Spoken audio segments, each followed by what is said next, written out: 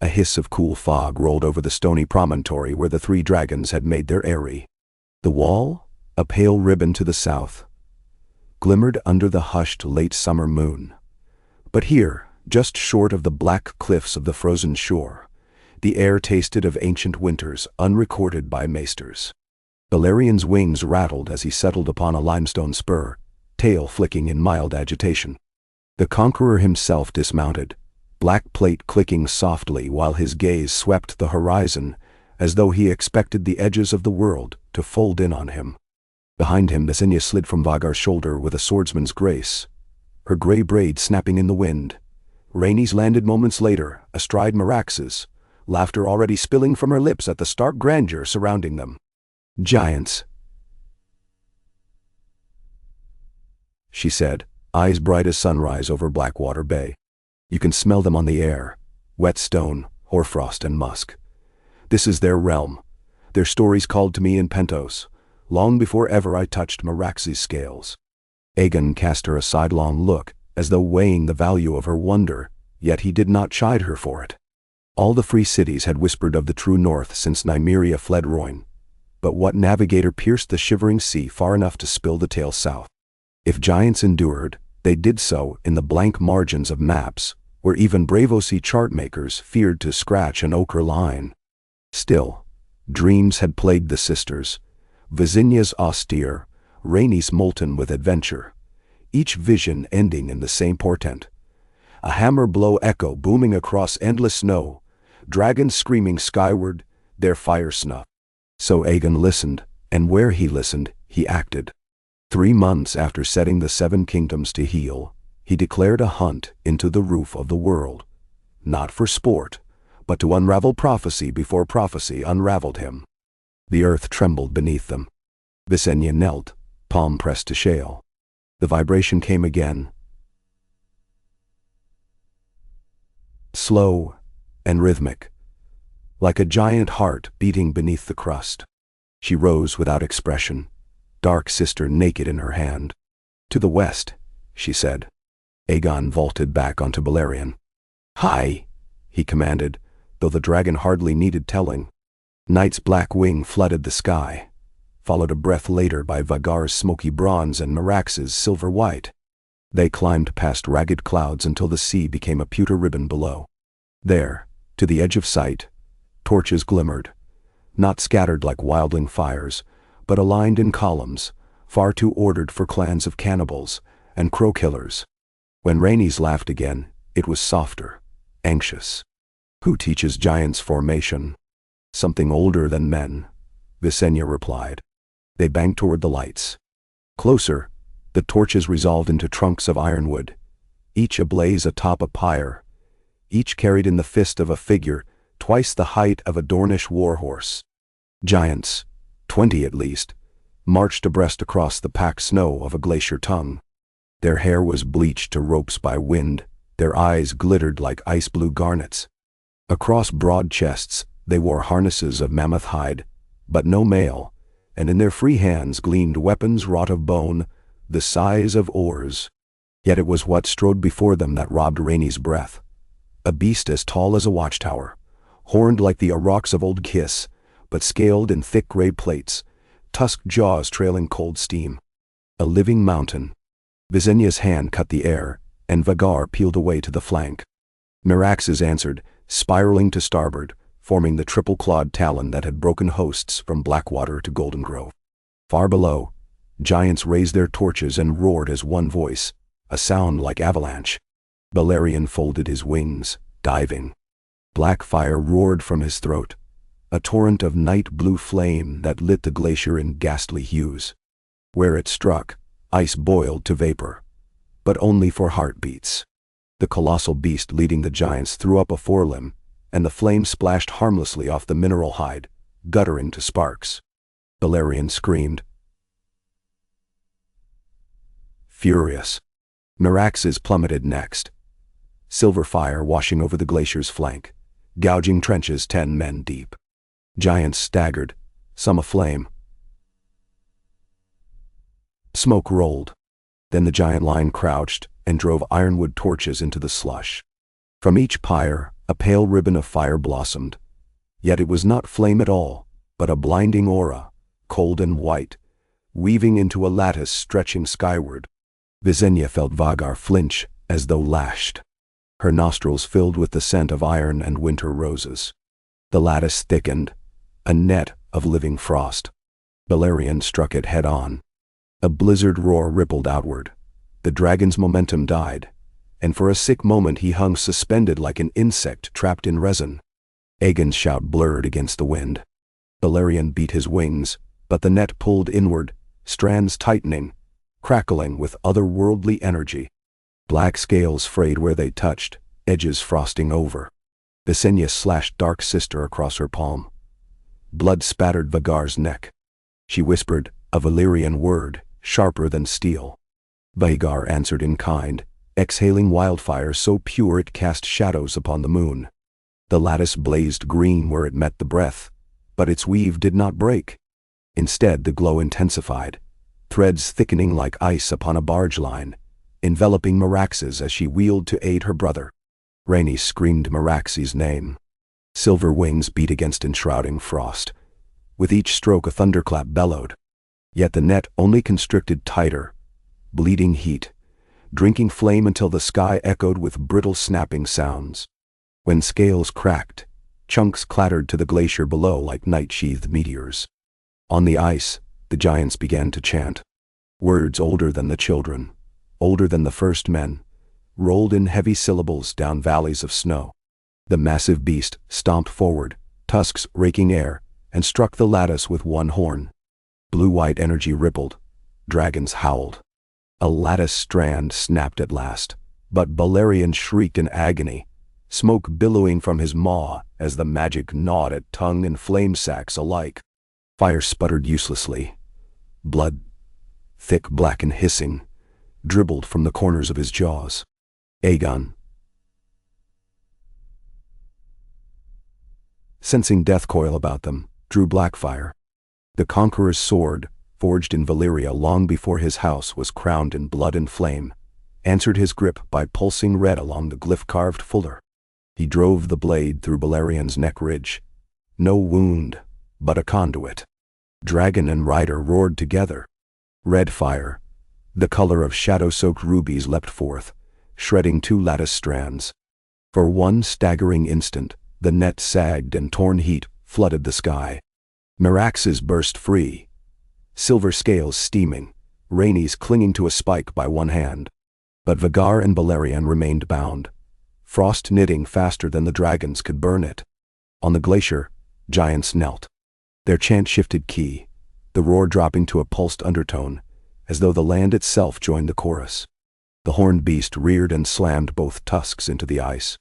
From the impact point, a new spell coursed up the lattice, pale strands turning solid, crystalline, traps that leached color from the night sky. Visenya felt cold chew her marrow through Vagar's scales. The bronze dragon faltered. Rhaenys steadied Meraxes and dove low, using the bulk to shield her sister.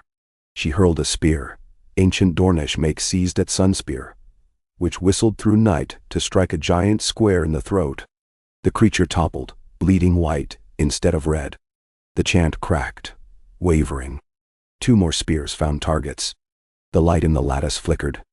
Aegon saw the shift and urged Balerion into a roll, hacking at strands while crimson fire boiled forth. Scales continued to fail, but the black dread shook free enough for one battered wing stroke. They climbed yards, lashes of frost trailing like chains. Visenya, eyes silver and distant, read the rhythm inside the chant. Each consonant aligned to a star unseen, each pause mapped to a heartbeat of the stone colossus. She tasted the final pattern and whispered again. 3 syllables, soft as falling ash. Dark Sister glowed thin and thirsty. She raised the blade and cut not at lattice or giant, but at the night itself.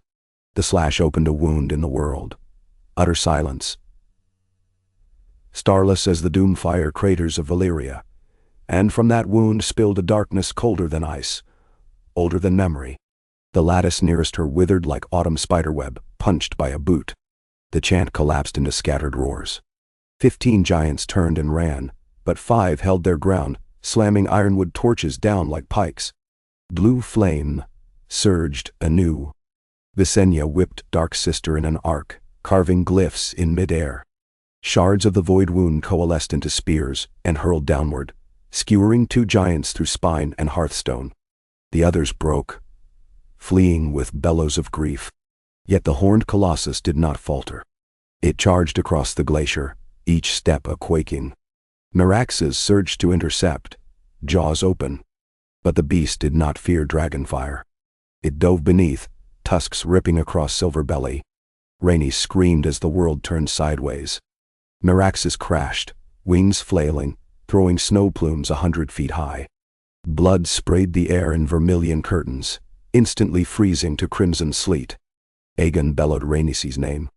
Balerion, enraged beyond thought, folded into a stoop that split the wind. He struck the colossus broadside. Horn and scale met ancient obsidian claws. They locked, titans rending. The beast's tail, armored like a ship's ram, smashed Balerion's flank, cracking ribs thick as wine casks. Balerion's teeth clamped around the monster's shoulder, crunching plates. Steam, black and white, burst between them. Visenya dove past the struggling behemoths, landing beside Meraxes' torn side. The silver dragon heaved, trying to stand. Rhaenys hung limp in her saddle straps, blood running from scalp and ear. Visenya cut her sister free, lips bloodless, but eyes still measured. She tugged off one gauntlet, laid a hand to Meraxes' wound, and uttered a low chant, this one soft and grieving. Wildfire flared across palm and wound alike. Tissue hissed, cauterized. Meraxes' eyes rolled white. One final scream echoed into stars, then the mighty neck sagged. Dragons die Hart. King, Dragons die Hart. Visenya felt the life pulse flutter out, an echo that rattled her bones. She lifted Rhaenys and leapt back to Vhagar's neck. Iron-cold calm gripped her. She strapped her sister before her and whispered to the bronze dragon. They launched, arcs of frost trailing wings. Balerion still wrestled the horned one, yet blood smoked from his nostrils. Aegon slashed with black fire, carving bright wounds across the beast's cheek. But obsidian scales cracked, sword edge nicked. The colossus reared and drove both tusks under Balerion's chest, hoisting the dragon bodily off the ice. Bones snapped like sapsticks. Balerion shrieked, green fire spraying. The colossus roared as flame-seared eyes, yet it held on, shaking the dragon to bleed more bones loose. Vhagar screamed defiance, barreling down. Visenya hurled Dark Sister. The sword turned comet bright, drilling through the colossus' skull to the hilt. The beast tusks spasmed, releasing Balerion. Aegon spurred his dragon back, crimson flame boiling from jaws to engulf the sword's entry. Visenya caught Dark Sister as it blasted free, blade white hot. But the cost came due. Balerion's chest heaved ragged, one wing hanging like torn sailcloth. A gout of blood erupted with every breath. The conqueror faced Visenya across a scant 50 yards of air, eyes silver with horror. Below, the surviving giants gathered at the lattice's wreckage. Their torches guttered, magic flickering. Yet the chant revived in cracked voices, a last gambit. Lattice strands still clung like vines to both crippled dragons. Frost snaked, vines thickening, tightening. Visenya looked at Rhaenys limp across her lap, at Aegon's drawn face, at Balerion's ruin, and made her choice. Dark Sister flashed once more, not toward the giants, but into Vhagar's own breast. The dragon convulsed. Visenya spoke a word of binding.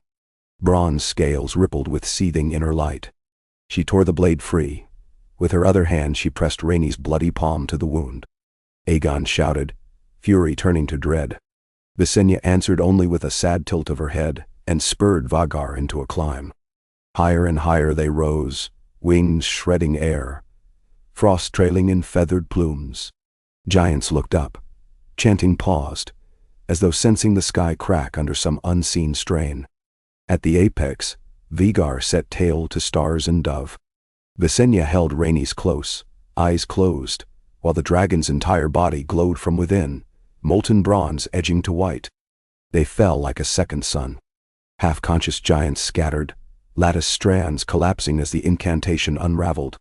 The moment Vhagar struck the ice, the dragon exploded. Fire and magic, blood and sorrow, in one single detonation. The glacier shattered. Aegon, still astride Balerion, felt the shockwave surge outward in concentric rings. Ice cliffs ruptured.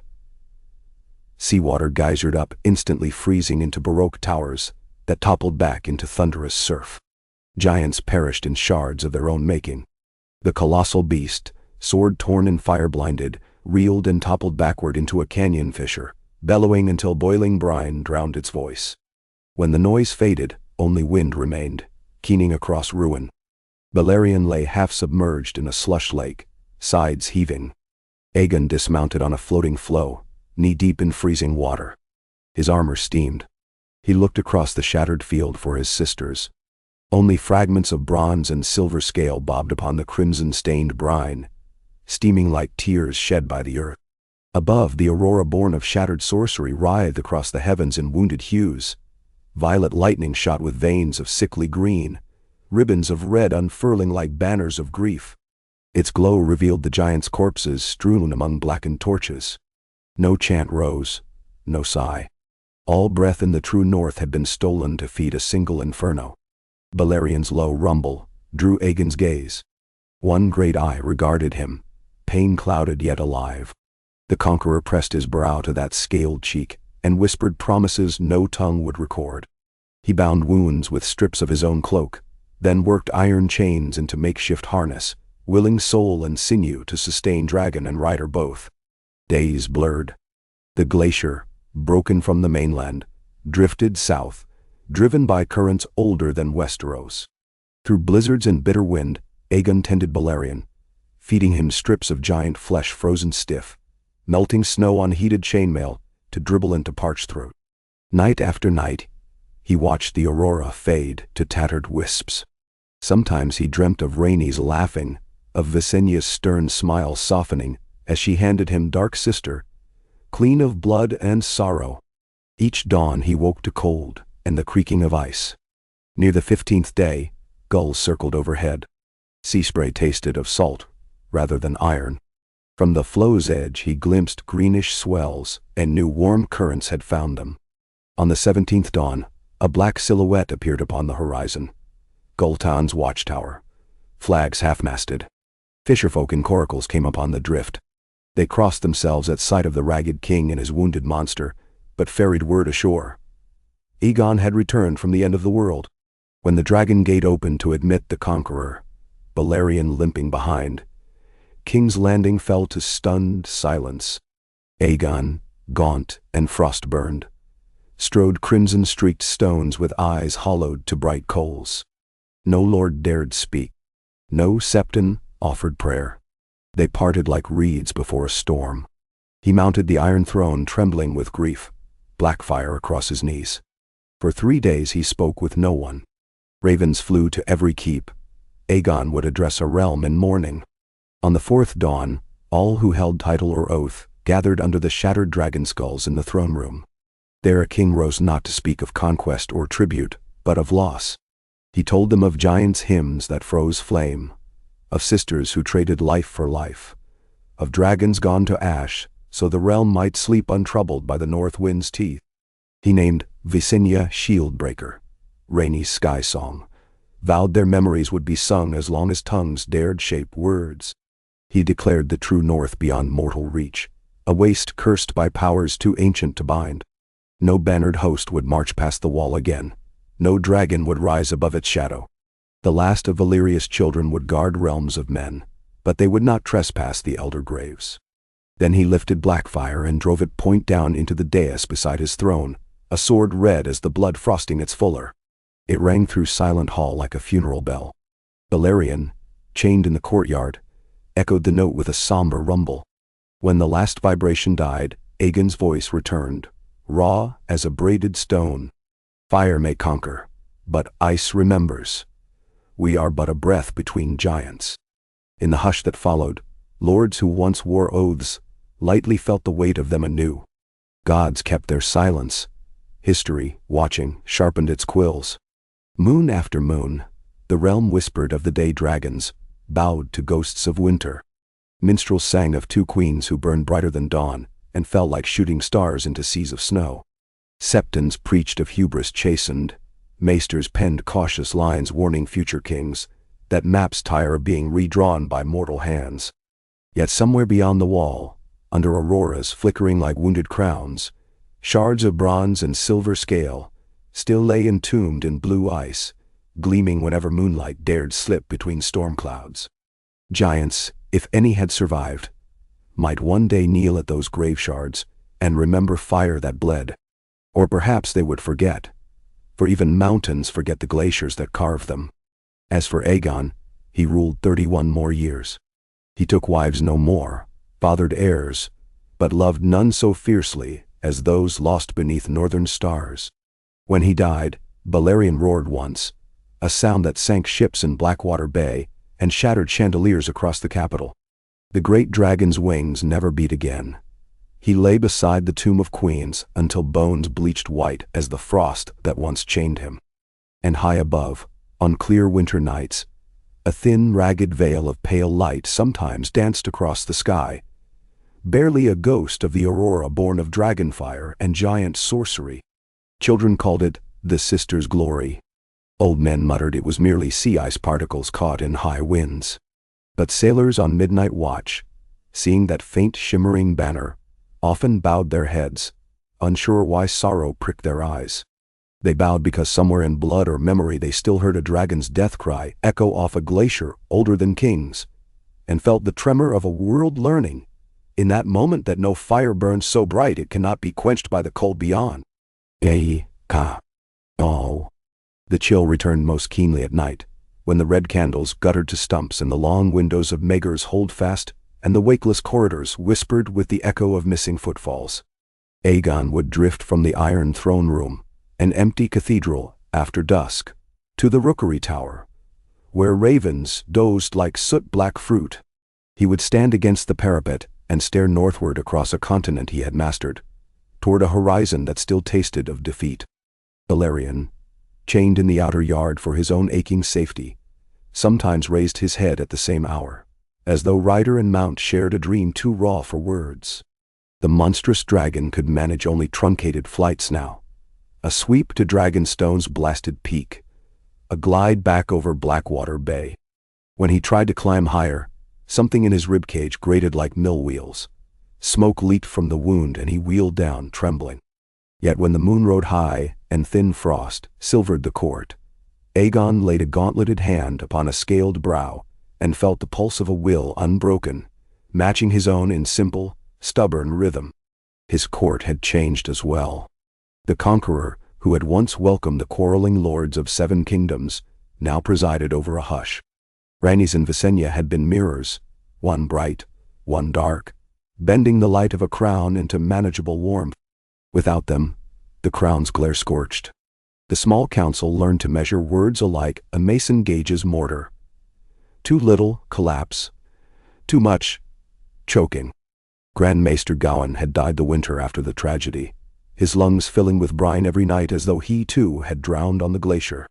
His successor, Maester Ormaleil, possessed a face so mild and blank it angered the king merely by existing.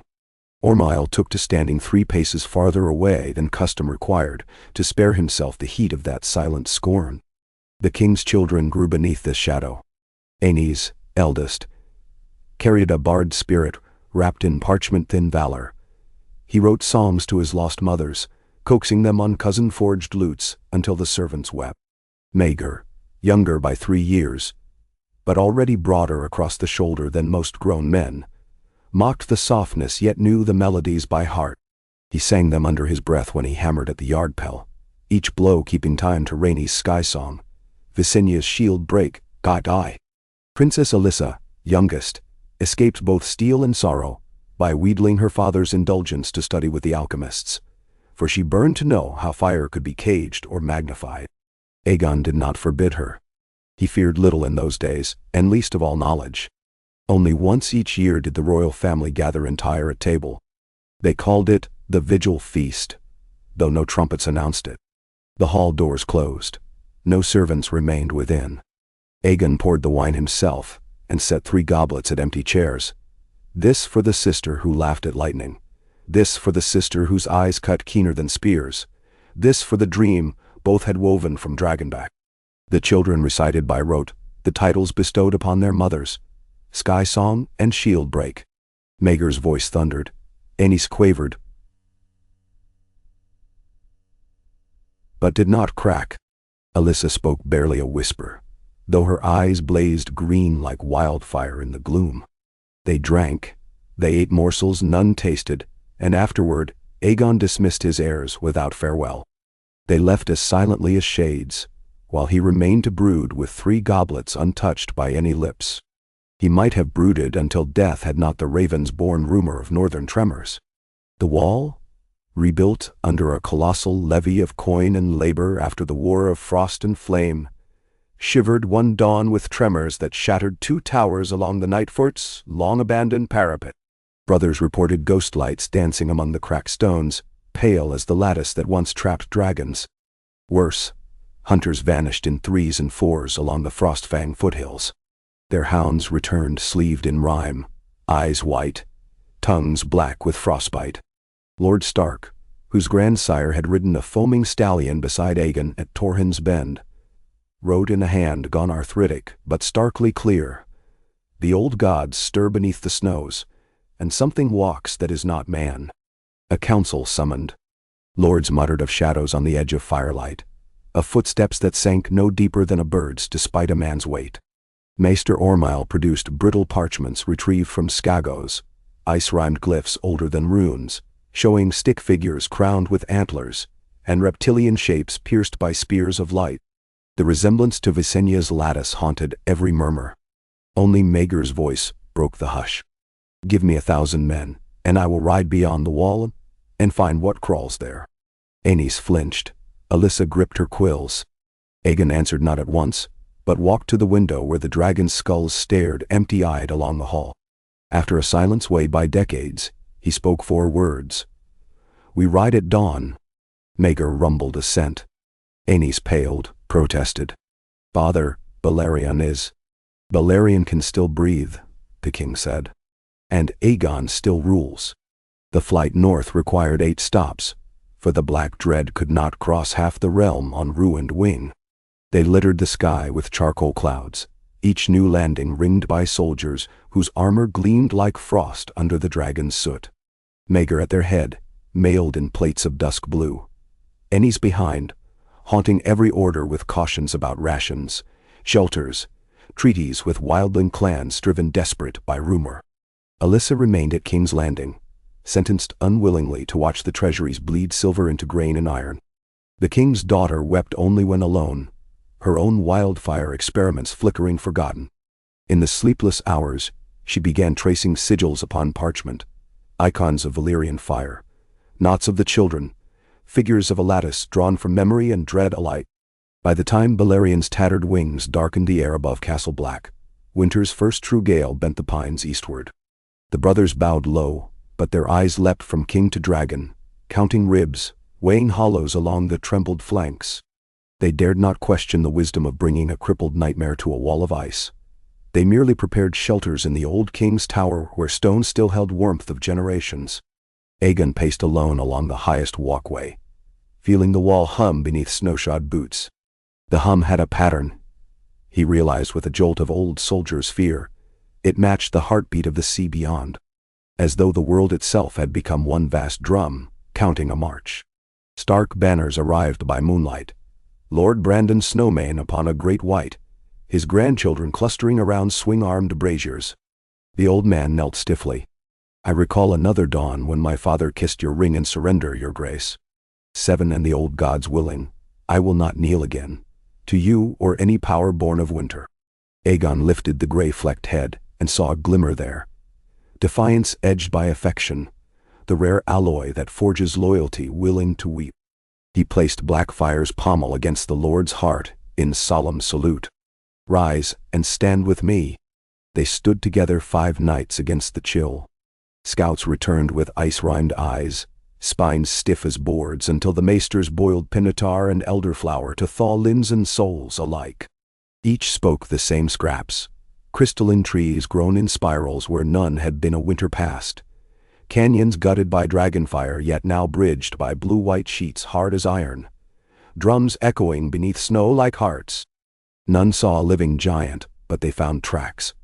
Hoofed? Clawed? 3 yards wide, sunk only a finger-breadth. On the 6th night, the echoing drums ceased. A hush drowned the castle so thoroughly even the hearths seemed to swallow sparks before they could crack. Maegor dreamed of antlers raking a sky of glass. He woke with his sword drawn, sweat freezing across cheeks. Aenys dreamed of harpstrings snapping. Aegon dreamed of Rhaenys singing a lullaby grown sharp as spears. He followed her ghost along an unseen path until he kneeled before a glacier spangled with scales of bronze and silver trapped beneath crystal. There her voice ebbed, her eyes dimmed, and when he touched the ice it melted beneath his palm, leaving only a void deeper than death. Leaving only a void deeper than death. The king woke at dawn with frost on his beard. He ordered the gates unbarred, the bridge lowered, every torch extinguished. If the true north means to show itself, let it survey a naked foe, he said. Maesters hissed about frostbite, brothers cursed. Yet they obeyed. The morning fog parted not by sun but by movement, columns of mist waddling aside for shapes half seen. Giants? No, 1D. Men, though unlike any tribes south of the Milkwater. They wore cuirasses of woven ice, seams stitched by sinew, helms crowned with antlers wrought of petrified bone.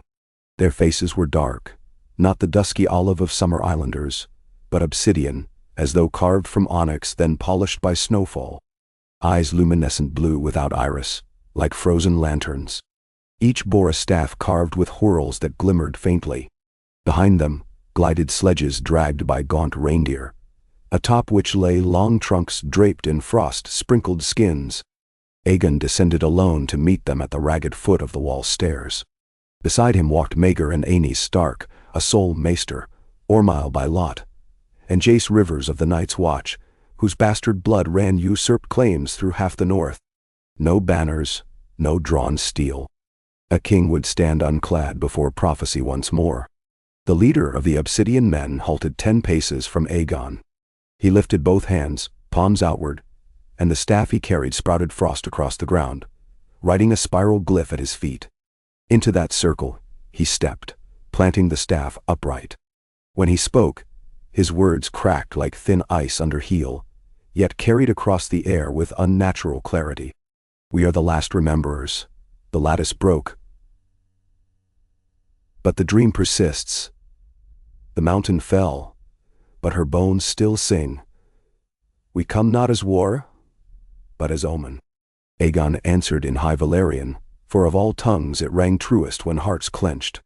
Your omen cost blood dearer than crowns. Speak plainly. Now. The rememberer nodded once, somber. Plain is the wind, yet it scours mountains into dust. Plain is truth. Winter wakes. The shiver you feel in earth is breath returning to the dead piecemeal, the many who walk. They stir in the black beneath all living stones. Hungry for warmth, they were denied. Giants were gatekeepers. They died. Now only we stand between unmaking and realm. He lifted the staff. The spiral of frost brightened until the glyph hovered, a spinning lattice of light. We keep memory, but memory bleeds. We need flame to scar shut the wound. Gammon, Maegor growled. You come begging fire after slaying dragons? Giants slew dragons. We warned them, they would not listen. Blood of frost is stubborn. The rememberer's gaze shifted, not to Maegor but to the distant dark shape of Balerion chained upon the tower yard. One flame remains. We ask its sacrifice, that all else may live. The words hit Aegon like a trebuchet stone, yet his face revealed nothing. Maegor's did. Rage, then calculation. Aenys stepped forward, voice raw. Are you? We cannot. Balerion is the soul of this kingdom. Kingdoms end. Souls pass. World must kneel before cold or burn to cauterize it. The Rememberer tapped the staff, and the hovering glyph bloomed into images. Rivers freezing midfall, forests petrified in ice, villages entombed. The hallucinatory tableau ended in a whirlpool of shadows shaped like men but hollow inside, walking through castle gates. The last thing Ennis saw was his own face iced over, mouth locked in a scream. The Rememberer lowered the staff. Silence cracked louder than drums. At last, Lord Stark spoke, voice hoarse as wind. "What stands behind the lattice your giants broke?" The obsidian man touched his chest. "Our forefathers called it the gnawing. Maesters might name it entropy. It eats warmth, time, color, memory. It consumed the Dawn Age in the far north. Giants barred it with bone and breath. But bone decays, breath falters. Only dragonfire may weld the bars anew." His cobalt eyes settled on the king. "Let your flame die for all flames." Maegor took one step, hand on sword. "No." The word rang iron. Aegon lifted a hand, and his son froze. The king's gaze drifted up the yawning face of the wall behind him, to the sky beyond, to the faint shimmer of aurora mocking memory. In that moment, the years sloughed from shoulders. He returned to the glacier's brink, hearing Visenya's last word burst like glass, seeing Rhaenys smile rip through smoke. He remembered Balerion's shriek as tusks pierced lung, the gout of blood that steamed away before hitting snow. And he recalled something else. The cold that drank all sound, the hum in the earth.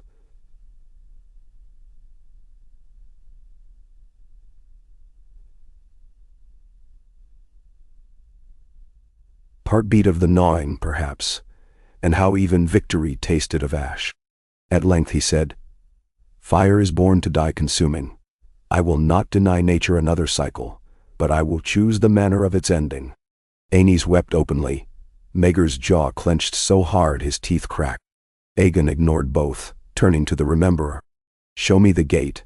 I will decide if Dragonfire may seal it." That dusk they rode not on dragonback, but upon sledges drawn by shaggy bull elk, for Balerion could not yet fly the distances required. Instead, the black dread lumbered behind, wings binding the sky in tattered eclipse, kept aloft over deeper drifts by unnatural flurries that parted ahead of him. Proof of Rememberer sorcery. Aegon astride the lead sledge felt cold worm through armor seams, chewing the joints. The Rememberer sat beside him, eyes closed, staff laid across knees, humming a low anthem impossible to identify, part lament, part lullaby, part invocation. Each stanza coaxed the wind into rising and folding, shaping a corridor through which the caravan pattered. They traveled 3 nights. The northern lights glimmered overhead, still frayed from the cataclysm decades past. Aenys twined his fingers through the air as though plucking those wisps into song. Behind him Maegor brooded, eyes fixed on the trudging dragon, measuring each labored breath. When Balerion faltered, Maegor dismounted to stride alongside, chanting encouragement like a smith beating rhythm upon an anvil. Aegon watched, and a fist of pride tightened in his chest. At dawn of the 4th day they reached the mouth of a canyon split by black ice as smooth as obsidian. The Rememberer called it the Vein. That was all the translation allowed. Beyond its narrowing throat rose a structure not natural nor crafted. Ribs of ice arched into a cathedral vault, each adorned by lattice patterns, half molten, half grown. Pulses of indigo flickered along veins buried within. The air stank of iron so pure it numbed tongues. Aegon sensed for the first time that fire might gutter here without breath, might suffocate like a torch plunged into snow. Balerion halted beneath the ribs, eyes pinched. Smoke seeped from nostrils but no flame. Aegon dismounted, crossing fissured ice toward a heart chamber where the Rememberer signaled them to stop. "Gainol ni." A pit yawned there. Circular, depthless, rim etched by spirals of frost and scorched stone. Heat bled inward, not outward. A match struck at the brink extinguished itself before forming flame. The Rememberer knelt, driving his staff into the ground. Frost lines spread until they ringed the pit like claws. This is mouth of gnawing. In summers, it sleeps. In winter, it feeds. Your first conquest stirred appetite. The giant's fall cracked its lips. Soon, it will swallow. Then see. Aegon studied the abyss, recalling the void opened by Visenia's sword stroke. They felt of a peace. Wounds in creation. He slipped Blackfire from its scabbard. The dark red blade steamed even in this killing chill. He cut into his palm and let blood drip. It hissed, turned to black threads that curled toward the pit, then fell, devoured mid-air. The king's face hardened. "Father." Aenys approached. "You do not need to." Maegor seized his brother's elbow, silent. He understood before words. The king turned to his sons, gaze flicking from Bard to Warhammer. One heart born of two losses may yet rule. He smiled then, a weary crescent. "My thrones are twin, as were the flames that forged them. Remember that." Without awaiting reply, he walked to Balerion. Stroked the scarred jaw. The dragon rumbled confusion, perhaps shame he could not breathe. Aegon climbed the foreleg, swung into the saddle fashioned anew where bone had knitted. He whispered a command none heard. Balerion spread wings and lurched into a hover no higher than the rib vault. The effort drew a cry of agony. Gray fluid leaked from old wounds, instantly glazing into armor-sheen ice. Nevertheless, the beast circled twice, gathering bitter air into furnace sacks. A gout of black-blue fire plunged into the pit.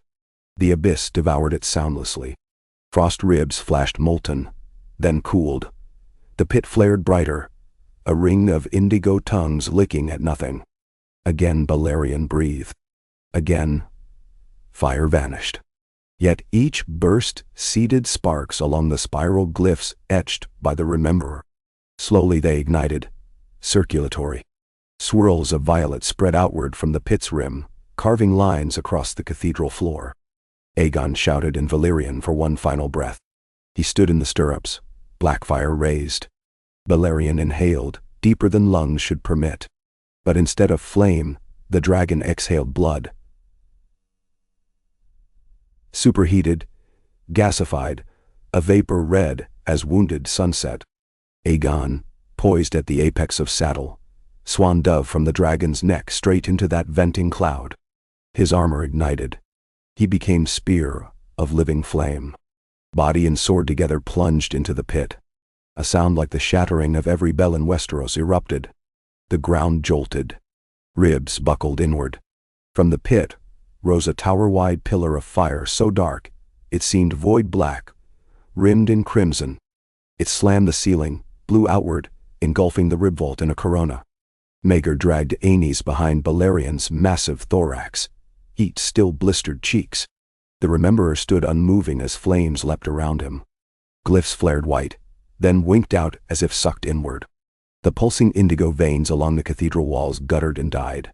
Silence followed, broken only by Balerion's labored huff and the distant groan of shifting ice. When smoke waned, the pit was gone. In its place spread a seal of obsidian fused with crimson glass. Smooth as mirror. At its center lay Blackfire, half embedded, still glowing. Of Aegon remained no trace. Not ash, not bone, only the sword in a single cracked scale melted into the glass. Maegor knelt first, head bowed so low his uncut hair swept the glass. Aenys joined, tears steaming off cheeks. The Rememberer strode forward and tapped staff upon the seal once. A chiming tone rang outward, steady as a heartbeat, alive with restrained warmth. He turned to the Targaryen princes. Flame bound to flesh seal's gate. Dragon's breath alone could not. King gave breath and blood and soul. Gnawing sleeps again. Ender. Maegor's eyes burned scarlet. And when it wakes, the Rememberer leaned on his staff, weariness now etched into the obsidian face. Then another soul of fire must decide again. They spoke little on the return journey. Balerion trudged behind, eyes restless. Maegor rode near the dragon always, whispering vows. Aenys sketched on parchment maps of the cathedral and seal, verses half-formed. Laments, anthems, warnings. The Rememberers escorted them to the wall, then vanished with the northern lights, leaving no tracks. Word traveled south faster than ravens. The conqueror was gone, swallowed by duty to a nightmare beyond myth. Court erupted. Some lords hailed Maegor at once, hearts eager for iron. Others whispered that Aenys, gentle and born first, must carry the crown. The realm teetered on fratricide's brink. But when the princes returned, astride Balerion, Maegor in the saddle, Aenys clinging behind, they entered the dragon pit courtyard side by side. Before assembled lords they knelt together and placed hands upon the black dread's skull. Maegor's deep voice thundered. "We are twin scales of one purpose, flame and memory. I wield the sword, my brother the song. Together we honor our father's fire." Aenys followed, voice trembling yet clear. "And should the gnawing rouse again, we two stand sentinel.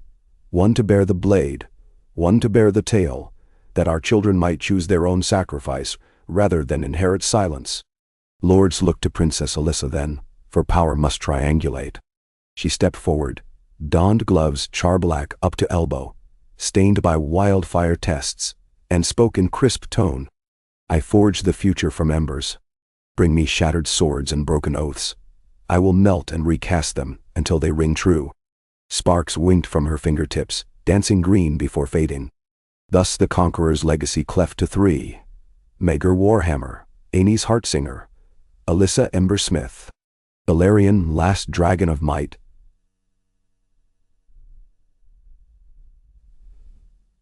spread faltering wings above them, exhaling a plume half fire, half smoke that drifted skyward like a benediction. In years to come they quarreled, doubted, loved, and hated. As kin wrought in bright metal's will, yet none forgot the smell of frost-eating flame, or the shape of a father's armor burning against an endless dark. They poured dragon's gold into a new citadel atop Dragonstone, where obsidian artisans etched the story into walls with gemstones for eyes. Here giants sang frost. Here queens fell like stars. Here a king threw himself into an unmaking, so the realm might waken to spring again. And sometimes, on cloudless winter nights, the aurora revived in faint cerise bands twisting above the narrow sea. On those nights Balerion limped to the highest courtyard, rumbling a mournful song. Maegor sat beside, helm set aside, gazing north until dawn painted the ramparts rose. Aenys perched above the castle gate, harp in hand, plucking the conqueror's requiem. A melody so soft sentries mistook it for wind among merlins. Alyssa in her forge reshaped wildfire glass into hollow globes, capturing in each a single wobbling beam of aurora. She kept them in a velvet box, gifts for children yet unborn. For the realm learned that memory, like ice, cracks unless seared by witness. They learned, too, what Aegon spoke with dying flame. We are but a breath between giants, and beyond giants waits the cold. The hush before dawn held Dragonstone in a breathless pall, seeping through cracks in volcanic rock and along the new citadel's gallery of obsidian frescoes. Maegor stood at a window framed by wing-like buttresses and watched Balerion limp across the courtyard far below, dark mass blotting starlight in slow, deliberate arcs. The dragon's ribs showed like bridge girders beneath sagging hide. Each exhale puffed sparks that died before leaving nostrils. Storm clouds bruised the eastern horizon, yet the light rising behind them possessed a molten amber haze Maegor recognized as the old warmth of his father's voice. In the reflection on the glass he saw his own helm tucked beneath an arm and almost laughed. War gear at dawn, but for whose battle? No banners menaced the narrow sea. No free city galleys cut foam toward Blackwater Bay. The war now pressed against ribs and skull instead, a siege laid by grief that would not lift. Behind him, boots clicked. Aenys entered, cloak dragging ash from forge braziers Alyssa had left banked high through the night. The elder brother's fingers bore callous grooves where harp strings used to cut, though he had not dared string a new harp since Aegon burned. His voice arrived soft but steady, a summer drizzle finding cracks in ramparts. The Pentoshi envoy waits in the lower hall. 30 crates of spice and silk. They beg audience with the triune crown on terms most generous. Dendeni. Maegor snorted. They want toll remission on Tyrosh wine. He tapped knuckles on the glass, watching Balerian's bulk shrink as the dragon shuddered onto a ledge and folded battered wings. Let them wait until the sun clears that storm. Then grant half their request and send them home seasick. Silence swelled. Aenys' gaze traveled to the courtyard. The maester says Balerian's coughing black water. The wound in his lung never closed. Now, it closed enough to outfly every arrow fired in 3 kingdoms. That was months ago. Does time blunt dragonfire? Maegor's question tasted of smoke. He turned, expecting a flinch. Aenys only sighed, the weary sound of parchment settling flat beneath a rock. When fire dims, Aenys said, we add oil or find new tinder. All things must feed or fade. He stepped nearer, and the gap between brothers shrank to a sword's breadth. Alyssa has been lighting braziers with jars she calls dawn glass. Dust of wildfire mixed with sand gathered from the red shores. One spark, and it burns neither hot nor cold, but bright. Like the seal father forged with his life. She thinks she can coax that brightness into living scales. And how? Maegor's brow furrowed. Alchemy breeds ghosts, not hatchlings. And we have ghosts aplenty. Ghosts, and a kingdom waiting on more than fear. Aenys' hand rose, half offering, half plea. Come downstairs. Sit the envoy. Show the realm its beating heart still throbs under steel. Dai. Maegor's fingers tightened on the helm, black steel veined with crimson, until leather creaked. Then, abrupt as a drawbridge fall, he set it upon his head. Tell them we descend together. They strode the serpentine stairs shoulder to shoulder. Halfway they passed the forge vault. Alyssa knelt inside amid banks of glass globes, suspended by iron hooks. Stars caught at dusk, each orb swirling cerise and jade light. Her robe hugged slender arms dusted with green soot. Goggles rode her brow, leaving pale crescents above smoke-caked cheeks. She did not glance up, lost to equations scrawled on a slate. But the glow flared when both brothers crossed the threshold, as if the globes sensed the pulse of bloodline, and quickened. Maegor paused, transfixed. The nearest orb beat with color, light strobing faster than a swallow's heart. Threads within braided into lattices that flickered between pale northern blue and dragon fire red. Alyssa muttered to the slate, fractured figures wrestling for dominion. Ailey, Aenys called gently. The Pentoshi. Let them simmer, she replied without lifting her head. Dawnglass is temperamental, and the phases align only with equinox tides. Interruptions corrupt the weave. Maegor stepped over crucibles to crouch by her. That globe, why does it mirror the lattice that killed our mothers? Her eyes flicked up, green slits glowing with reflected fire. Because every lock yearns for its key. The old lattice bound dragons with frost. I bend the formula, feed it ember pulse so the weave knits heat and cold in harmony. Imagine armor that drinks freezing spells and births flame. Bends. Another weapon. A shield first. She corrected, pushing a copper stylus through her braid. The rememberers warned that when the gnawing wakes again, it will swallow sorcery as easily as breath. Only balanced energies, opposite and equal, can survive its hunger. Aenys folded arms. Then why not cloak the realm in song? Words endure even after empire's ash. Because words are eaten last, not never. I intend never. Her certainty rang like a smith's hammer. Maegor's gaze fell upon a dark egg nested in pumice near the furnace throat. Scaled with ash-white motes.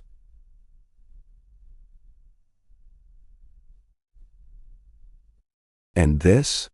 Alyssa covered it with tongs, slipping it deeper into shadow. A thought given shape. He let the question die, sensing lines she would not cross. Do not starve yourself for genius, sister. I feed on wonder. She said, send the Pentoshi home with tales of it. Down in the audience hall, the envoy bowed beneath dragon skulls, and offered velvet chests of saffron and gull-wing silk, stamped with the red sun of Myr. Maegor allowed the man to sweat through rehearsed compliments before granting a terse reduction in duties. Aenys smoothed the edges with lyric promises of future markets. When the envoy departed, Maegor caught a glint in his brother's eye. relief mingled with dread, like a deer that learned the wolf watches but does not presently hunger. That night, the brothers climbed to the rookery, where wind beat slate roofs like muffled drums. Ravens carried fewer messages these days. The realm's ear bent not to parchment, but rumor blown in taverns. Maegor the iron hand, Aenys the faint-hearted, Alyssa the witch-bright.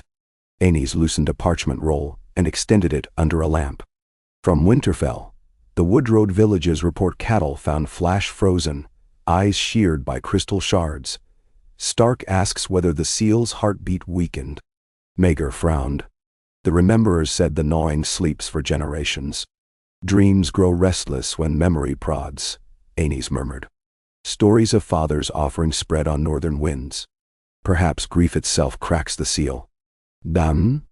At that moment, a raven shrieked overhead, wings thrashing.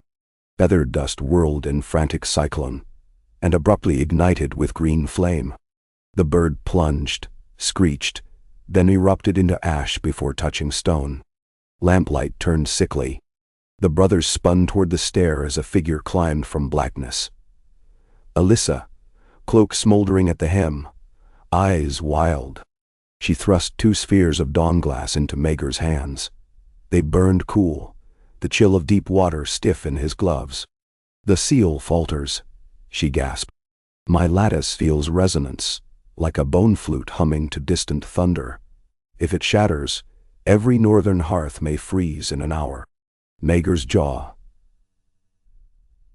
Dead. Then we ride. We limp, Aenys corrected, voice hoarse. Balerion is days from collapse. Then we bleed. Maegor took 1 sphere, slipping it into a chain mesh pouch at his belt. Forge a cradle on his breast with these globes. Alchemists, saddle-rights, wake them all. By dawn I want a shell of dawn glass anchoring his heart. We carry the balanced fire north. Alyssa bit her lip, but nodded. The globes fracture, if jarred. The ride must be gentle. Now. Maegor almost laughed, despite the peril. Tell the world's last dragon to glide like a swan. 2 days raged by. Blacksmiths hammered dawn glass shards into a carapace that nestled Balerion's chest wound. Ribbons of Valyrian steel threaded the joints, each etching humming with Aenys's sung incantations, syllables braided from high Valyrian, and the rememberer's cracked ice tongue. As craftsmen toiled, courtiers gathered on terraces, watching the sun halo the dragon in green and violet glows. Some knelt. Some fled. Word flew. The black dread would beat once more, carrying within his breast the very dawn. The night before departure, Maegor wandered the silent courtyard.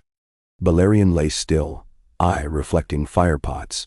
The prince leaned close and spoke of childhood memories. A father's steady hand upon reins, a mother, Vicinia, showing him how to oil dark sister's edge, Rhaenys teaching him to whistle so hawks would stoop in delight. He confessed fear, of failure, of losing Aenys, of finding no battlefield worthy of this looming sacrifice. The dragon's great lid blinked once. Slow. In that reptilian regard Maegor thought he saw understanding, or resignation, or maybe nothing but the mirror of his own longing. At dawn they soared. Balerion's first wingbeat cracked battlements. The second carved a trough through ocean fog. By the 10th they glided. Hush of ancient leather billowing, like funeral shrouds. Maegor rode forward with Alyssa tied behind, her arms clasping the dawn glass cradle to ensure no jar. Aenys rode aft, voice weaving a constant hymn, notes slipping past wind to seep into steel laces around the carapace. With each league north, the hymn deepened. Chill waves lapped the melody, turning it mournful. Upon reaching the wall, they found the Night's Watch mustered on frost-bright ramparts, torches flickering uselessly against an aurora boiling overhead. The colors differed now. Streaks of hungry black, threading through violet. Filaments of void that seemed to swallow starlight. Brothers shouted warnings. Scouting parties lost beyond the frostfangs. Snow that rang like bells underfoot, eyes watching from fissures. Maegor dismounted long enough to clasp forearms with Lord Commander Jace Rivers. Hold until we return or dawn kills warmth. The commander grinned bleakly. I will hold until songs unlearn their words, my prince. Go. Balerion rose once more, angling for the vein canyon. At its threshold, ice ribs shimmered malice. And there, coiled around the sealed pit like ivy of night, writhed cracks. Black lines spitting vapor so cold Maegor's vision fractured. The seal's obsidian mirror pulsed red at the embedded blackfire. Cracks spidered out, feasting on heat. Shapes moved. Rememberers knelt chanting. Staves planted. Frost webs spinning from palms. But for every thread they wove, fissures multiplied. On ledges above the canyon, silhouettes paced on skeletal limbs, figures neither giant nor man, woven of ice dust and embers of old grief. Eye sockets gaped empty, yet glimmered within, as though far lights flickered behind deep water. The gnawing's first avatars. The dragon screamed challenge. Maegor stood in saddle, raising his father's sword high, borrowed from the seal for this desperate charge. Blackfire sang blood-red light along glyphs Aegon, etched with ash of self-immolation. Aenys hymn soared, harmonizing with blade resonance. The dawn-glass cradle vibrated against Alyssa's spine, threads of heat and cold braiding until the globe's core shone star-white. Balerion descended. A gulf opened below, an inhalation of abyss. The avatars shrieked, soundless, yet Maegor felt earbones tremble. Spears of condensed night hurled upward, punching holes in the dragon's tattered wings. Smoke jetted from wounds, but dawn-glass counterflared, weaving a mesh of shimmering ribbon behind each tier to keep air aloft. They struck the seal. Balerion planted claws around the embedded sword and coughed flame. Surging red, yes, but laced now with glimmering white frostfire coaxed from dawn-glass. It poured into fissures. Cracks howled, recoiling like worms salted. The avatars convulsed, forms unraveling as bonds of contrast tore them. Cold against cold found no purchase, but cold against living fire, they shattered. Alyssa leapt from saddle, landing on the mirror, and driving iron spikes to anchor lattice orbs at compass points. Each orb, she pierced with a black needle of dragon glass. Aenys dropped behind, voice cresting to battle roar. Words of fire crashed upon words of frost. From their collision birthed harmonics that knitted cracks shut as fast as they spawned. The gnawing answered. The pit's core glowed, iris of infinite night widening. A column of void speared upward, punching through Balerion's chest. The dragon shuddered, the cradle flashed. Dawn-glass met pure nothingness, and held, for a blink, 2, 3, twar. But the cradle's seams crazed white. Maegor looked into Aenys's eyes across the maelstrom. Understanding passed noiselessly. Without severing the hymn, Aenys shifted key, funneling melody into Maegor's veins, fortifying sinew with song. Maegor drew breath that tasted of molten copper and raised blackfire high. He stepped from saddle, strides molten by dawn-glass aura, and plunged the sword deeper into the pit. The blade sank until hilt kissed mirrored glass. Maegor felt bone crackle, heat seared marrow. The void column recoiled as if scalded. Aenys hymn soared, Alyssa's orbs detonated into rings of balanced flame. For heartbeat on heartbeat, the gnawing shrieked through every rock. The air loomed, as if the sky were a drumhead struck by gods. Then, stillness. The mirror cooled to crimson embers. Fissures sealed. Avatars dissolved to drifting snow. Balerion collapsed across the chamber, chest wound smoking yet closed. Maegor knelt beside him, fingers raking smoke from nostrils. A pulse answered. Weak, but living Gain. Alyssa approached, hair white where frostfire had kissed it. The cradle is spent, she whispered. But the lattice holds, fused anew with Blackfire's core. It will outlast our memories. Dain. Aenys stumbled forward, voice husked to silence. He gripped Maegor's wrist. Once more, brother. Conquer the dark. Maegor grinned, teeth bloody. We will guard it instead. They rested in the vein till dawn bled rose across glacier peaks. No rememberer remained. Their staves lay abandoned, humming softly. Alyssa gathered the hum into crystal vials. Aenys sank upon a fallen rib, and plucked a ghost harp string coaxed from wind. Maegor stood watch, hand upon Blackfire now fused to seal, swearing oath that if the gnawing yawned again, he would feed it only emptiness. When they returned to the wall, brothers black-cloaked saluted with foreheads to ice. Across half a realm ravens told the tale. Maegor the shield, Aenys the voice, Alyssa the flamecrafter.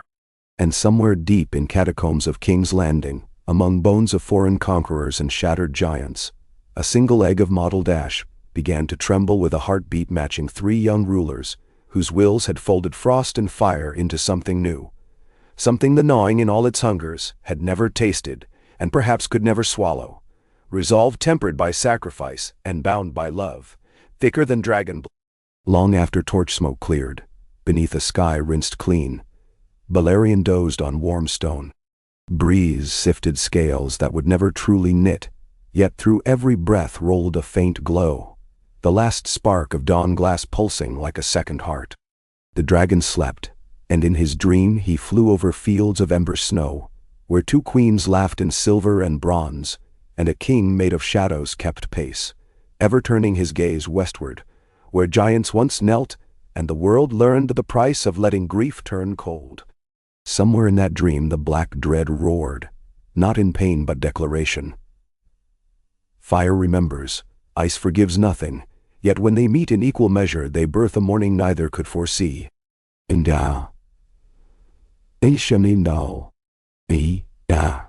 Smoke coiled lazily above Dragonstone's eastern vent, wreathing the jagged caldera in veils of ember-red dusk. Across the courtyard, watchfires guttered beneath winds laden with the sea's brine, casting rippling shadows over 2 familiar silhouettes, Maegor Warhammer and Aenys Heartsinger, who stood shoulder to shoulder upon the basalt parapet. It had been 2 years since they had returned from the Vane, but the memory of the gnawing's howl still haunted every corner of the citadel.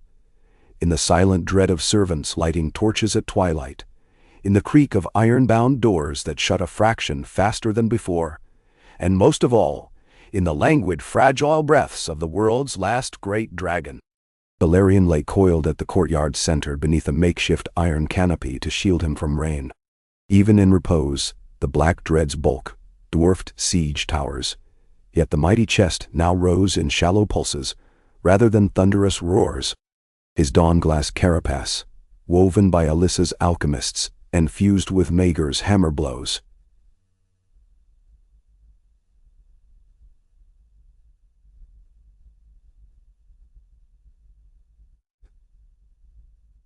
still shimmered through ragged gaps in ashen hide, but its once vibrant lattice of violet and frostfire had dimmed to a ghostly pallor. His heart flame falters, Aenys murmured, grasping the parapet's gnarled edge. The wind whipped his copper-gold hair against his cheek, a half-tethered banner of hope and grief. Every word he spoke rasped. The years had never returned the full strength of his voice, not since he poured half his soul into the song that sealed the gnawing. I hear it in my dreams, Maegor. The rhythm slips like a harp string too thin to hold true pitch. Maegor rested a gauntleted hand on his brother's shoulder. Under moonlight, his own reflection shimmered in the smoke. The iron helm flared with black scale ridges, the wide shoulders bound in pauldrons quarried from Dragonstone's volcanic glass. Balerion's breath bought every soul in the realm another dawn, he answered, voice deep as tide caves. He has earned his rest. When his fires cool at last, let them cool in peace. But when his fire dies, what flame is left to keep the gates shut? Aenys's eyes shone with the first pinch of desperation.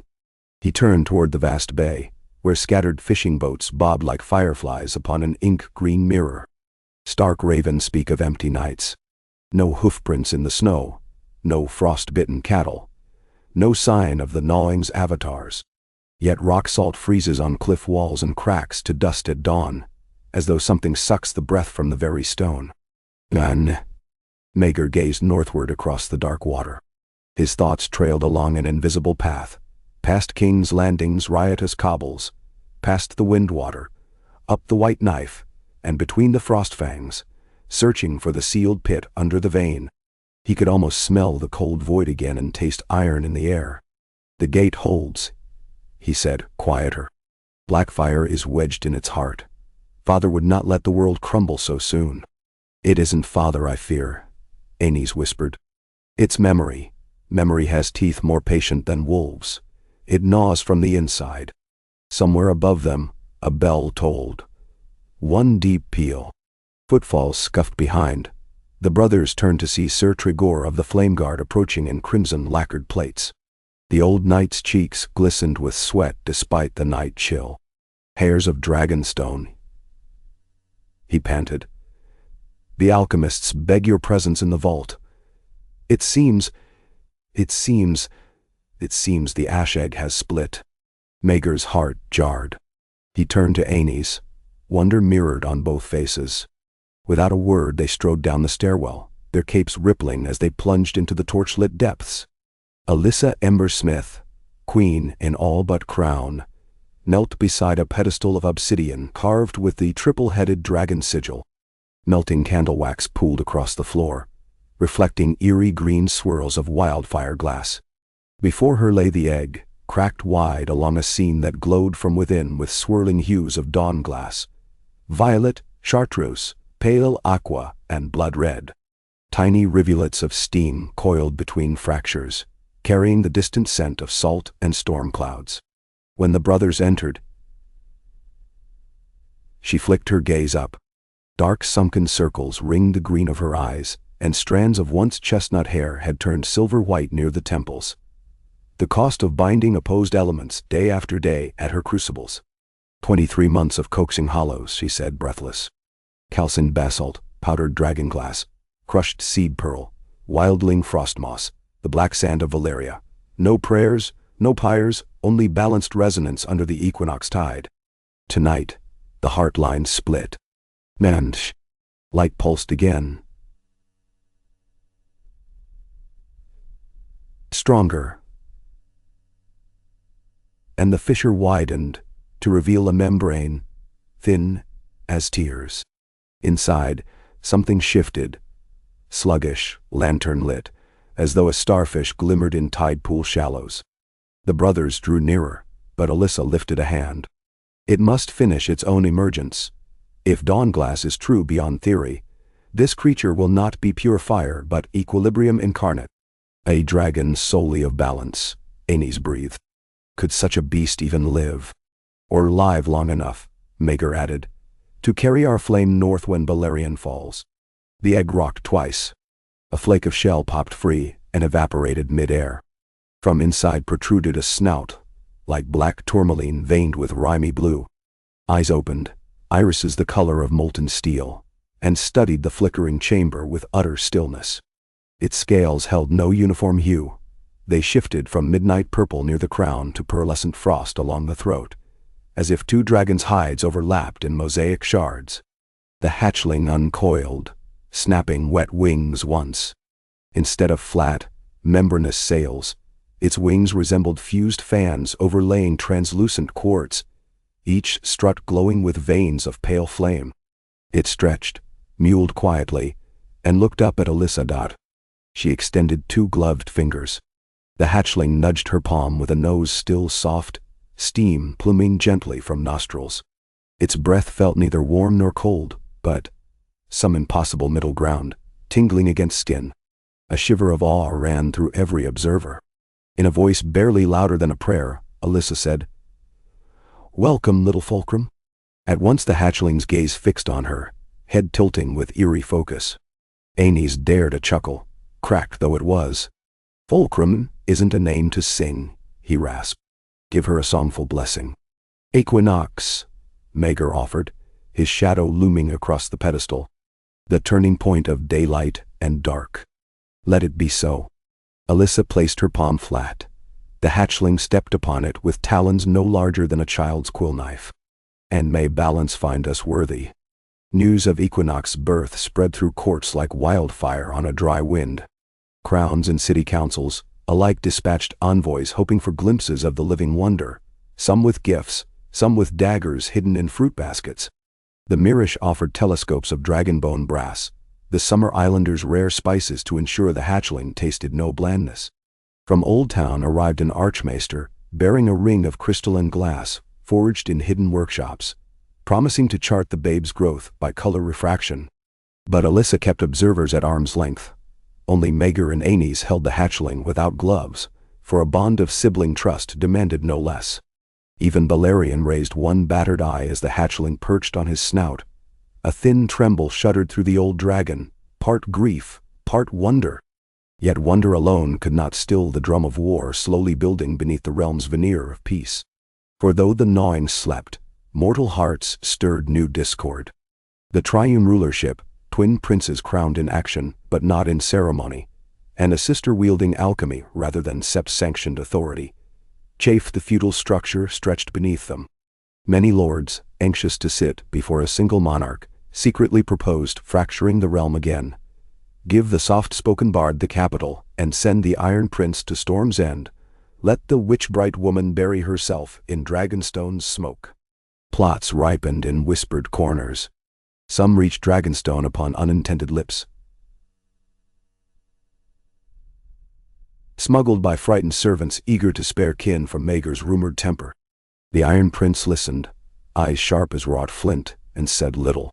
Aenys listened too, heart aching, but still he donned the small council robes and answered petitions in the Red Keep's throne room, each moonrise, voice unwavering even when his gaze drifted north. Only Alyssa seemed immune to such coils. She nested Equinox in a steel aviary, feeding charfish and powdered ruby, measuring wing beats and spectrum shifts. She discovered the creature's flame burned in two stages. First a plume of silvery vapor that flash-froze air, then a core beam of red-gold heat that carved runic scars through ice left behind. And she learned that after each breath, Equinox's chest glowed with a faint pulse, identical to that beneath Balerion's dawn-glass heart. One dawn, she requested audience with her brothers in the new observatory built atop Dragonstone's highest spur. Maegor arrived from the training yards, hammer slick with sweat. Aenys from the receiving hall, scrolls under arm. Equinox perched on a brachial stand, forged of sky steel, preening iridescent scales under amber light. Moonset still bled across the water, reflecting glimmers of sunrise. Alyssa rolled out a wide parchment strung with layers of sigils, arcs, and notes. "This is the lattice pulse," she began. Blue lines traced the gnawing's gate. Red rains marked Blackfire's fused embed. She pointed to a series of spiking glyphs across the page's edge. "Last equinox, the heartbeat spiked long after we left the vein. Not weakening, intensifying. And every sliver of dawnglass forged since trembles in sympathy." "Menderhowend." Aenys frowned. "What does that mean?" "Either the gate feeds upon dawnglass," she explained, "or dawnglass feeds from the gate. A closed wound may scab, but a scab may itch until it bleeds anew." Maegor rested both hands on the table's rim, leaning over the drawing like a blacksmith appraising flawed steel. "Can equilibrium hold if one side devours the other?" "Only if the fulcrum tips," Alyssa replied. She glanced toward Equinox. "The hatchling's flame is both chill and heat. If its breath infuses the reagent glass in situ, perhaps it resets the symmetry." "To re-temper the seal," Aenys murmured, awe coating every syllable. "Another sacrifice?" "No," she said. "This time a graft. A living tether." The brothers exchanged a look. Maegor straightened. "How long before Equinox can fly the Frostfangs?" "In weight, a year," Alyssa answered. "In will, perhaps weeks." She learns quickly. At the word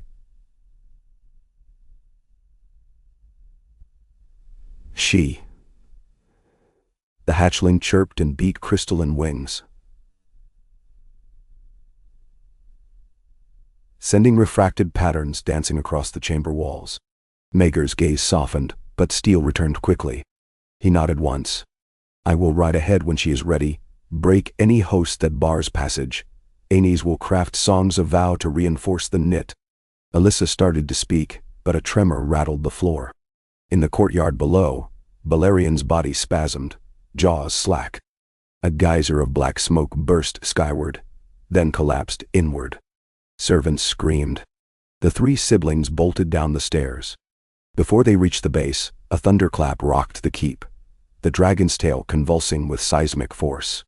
Maegor reached the courtyard first, hammer raised. Balerian's eyes, dim for months, blazed catastrophic orange. The dawn glass cradle glowed white fire, trails of luminous script racing across fractured plates. Then came the terrible sound, a single exhale so deep it stole air from lungs 50 paces distant. A cone of darkness, edged with crackling frost, shot upward and struck the ward's ceiling. Ice crystallized instantly along beams. Where flame should roar, only void gaped, swirling. Alyssa staggered to a halt, aghast. Its bleeding equilibrium. Too much at once. Balerian's chest deflated further. Another breath. This one weak, as though something within clawed free. The cradle plates split. A fragment of glass shot off, ricocheting to embed in a stone pillar. Steam hissed from cracks, and Maegor sensed a change in resonance. The air hummed with the same pitch he had felt at the gate. "Clear the yard," he roared. Guards herded pages away. Aenys knelt near the dragon's jowls, tears streaking soot on cheeks. "Steady, old friend," he rasped, voice breaking. Balerian's eye slid toward him, pupils shrinking to a pin's width. The fire there was agony incarnate, but also longing. Then, stillness. The eye clouded. Chest fell a final inch. A hush thicker than prayer smothered the courtyard. Aenys bowed his head. Alyssa's gloved hand covered her mouth. Maegor stood immobile, one gauntlet resting on a massive scale. The dawn glass cradle dimmed, all color seeping away until only lines of dull gray netting remained. "Father Sentinel," Maegor whispered, "is gone." Even the breeze hushed, as if the island's volcano inhaled grief.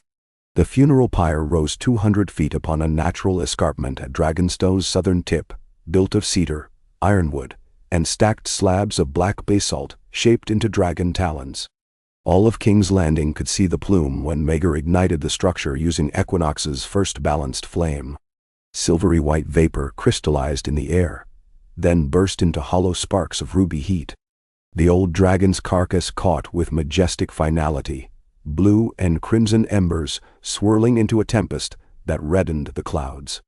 For hours, the tower-high pillar of ash painted shadows over the sea.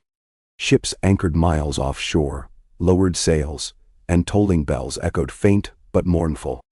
In the glow, Maegor knelt before Blackfire, now reforged from the seal's edge by Alyssa's new technique, serrated with frostglass down its center. As flames licked the horizon, he pressed the sword's point to the volcanic ground and spoke. "Let the realm remember Aegon, Rhaenys, Visenya, and Balerion together in one breath. They closed the world's wound twice. In their names we will close it forever." Aenys stepped forward, harp tucked to his ribs. Though his lungs burned at every note, he sang a dirge of two tongues, one of snow, one of flame. Visitors wept openly at the melody, for the song seemed to carry embers in each syllable, melting sorrow into bitter resolve. When the last chord faded, the pyre's top collapsed, sending an enormous plume spiraling skyward. Out of that vortex soared Equinox, tiny against the roar, but radiant.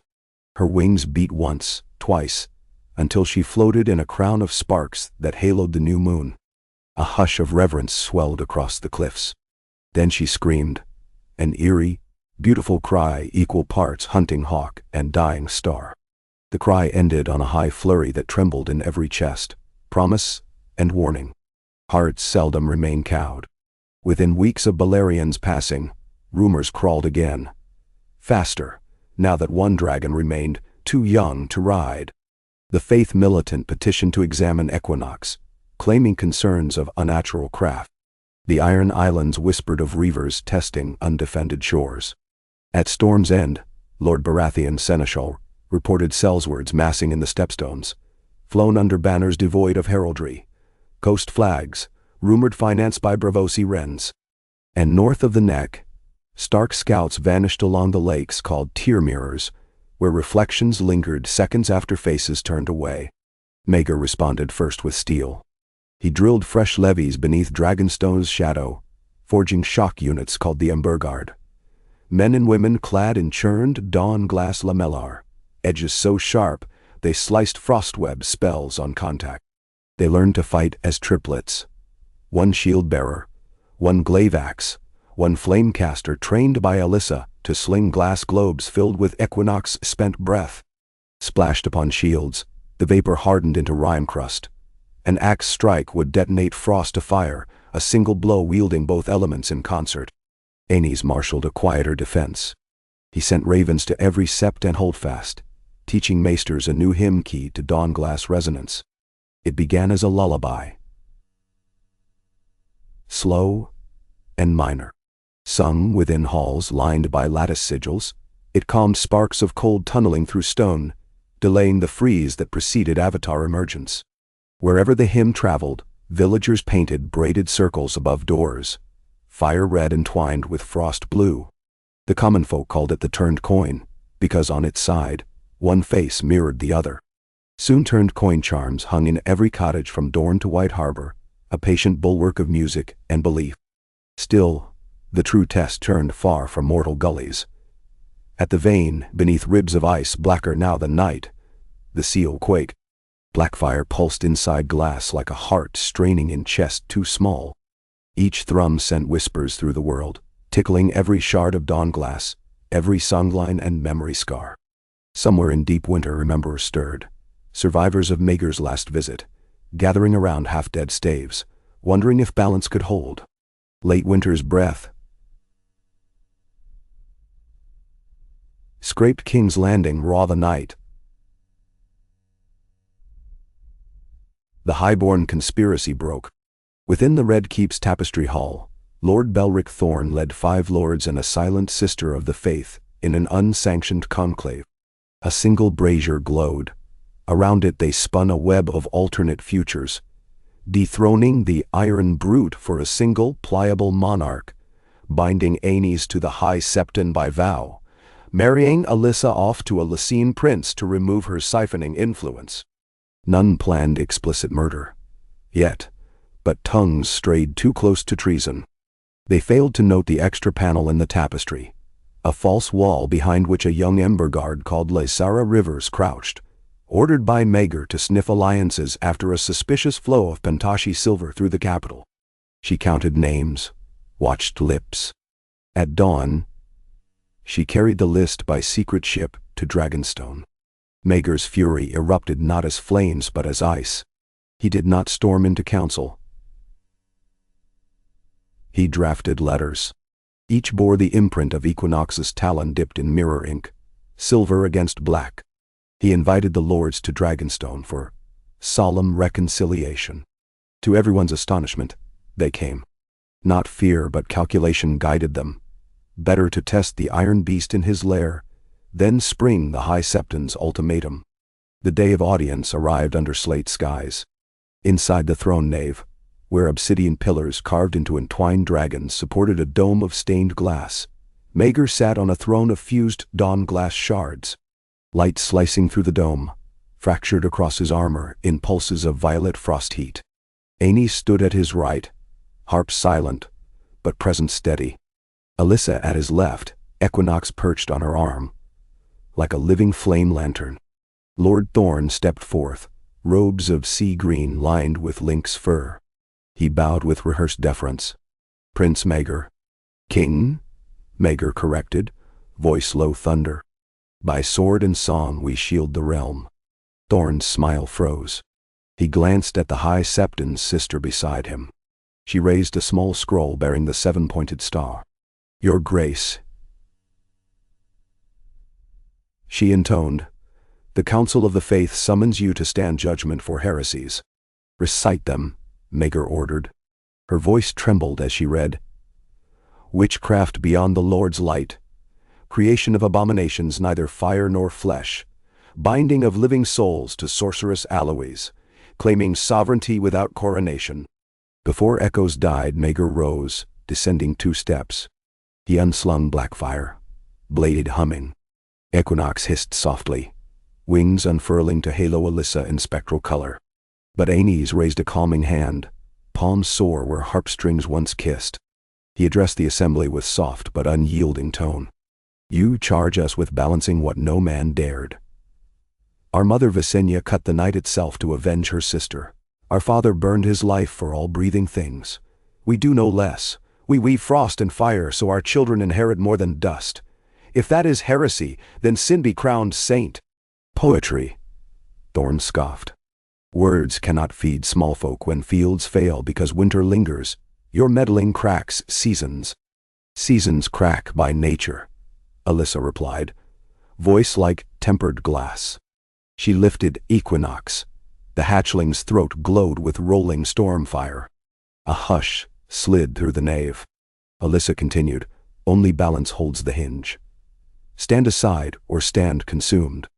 Thorn's sneer curled into fear, but he stepped forward, desperate. We stand with crowns shaped by septi and sword. Choose, crown the proper king by the faith's blessing, or we withdraw tithes, levies.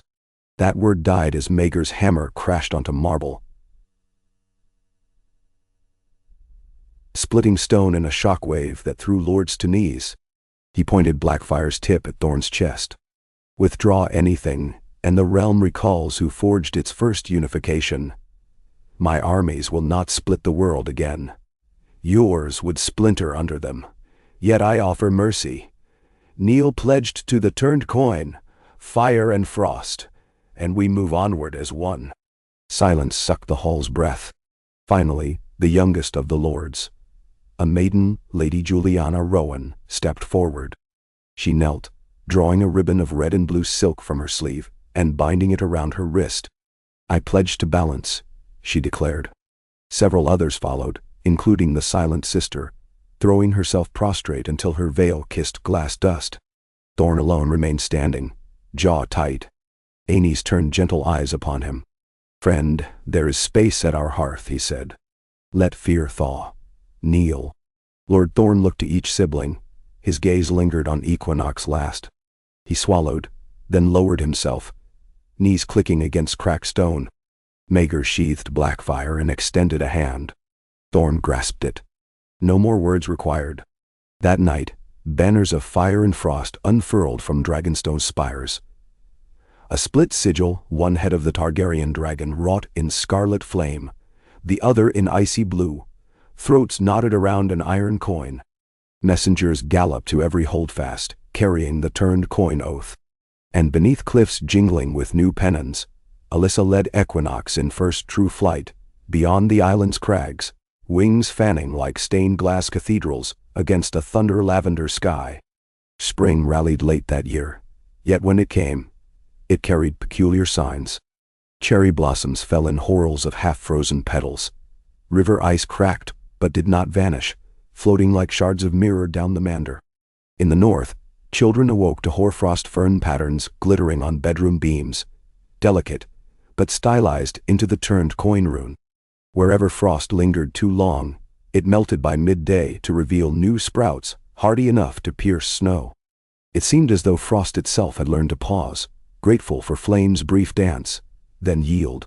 Maegor watched these omens from atop the battlements at Winterfell, where he traveled with Aenys and Alyssa, 3 months after the conclave, invited by Lord Brandon Stark's daughter, Lady Catelyn Iceward.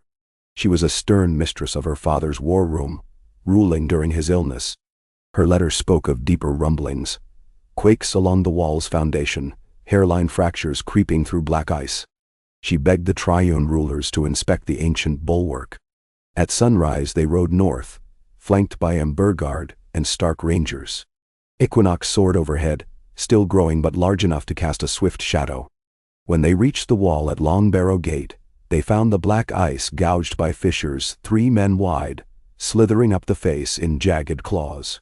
Wisps of chill vapor seeped through cracks, carrying the faint hiss of whispered voices. On the parapet, Maegor pressed a gauntlet against the ice. It thrummed with a frequency he knew, matching the dim pulse of Dawnglass. He looked at Alyssa. She nodded, the gnawing claws anew. She said, "Balance is shifting." Aenys hummed softly. The frost threads trembled as though listening. He tuned the melody, coaxing silence. Fissures halted their spread, but did not seal. "We must reinforce the vein," he said. Do it now, before this crack becomes a maw. Maegor turned to the brothers of the Night's Watch. Prepare to march. Sir Jace Rivers's successor, a lean woman called Commander Vera Snow, shook her head. Night's Watch numbers thin, your grace. If the vein fails while our backs are turned, who mans the wall? Maegor placed Blackfire's point into ice, sparks dancing. Leave half your force. The rest come. Take the Emberguard if you doubt. Vera studied the sword's half frost, half fire edge, then nodded. So the company marched, pressing through gusts that tasted of ancient burial. Equinox overhead dove and climbed, mapping cracks below and screeching warnings when silt of darkness burbled near the ice ribs. They reached the vein in 4 days, crossing a freshly riven glacier shaped like an open jaw. The cathedral of black ice loomed dimmer than memory. Inside, the ribs had thickened, glistening with crystals that flickered between mirror and void. The seal still shone, subdued crimson where Blackfire sat embedded. But around it, new nodes bloomed, pits of frost void whispering to one another across lines of ice. Alyssa approached, Equinox clinging to her shoulder now that the dragon could no longer nestle on her arm. She retrieved a stoppered vial, liquid dawnglass in molten form. I must infuse the cracks, she said.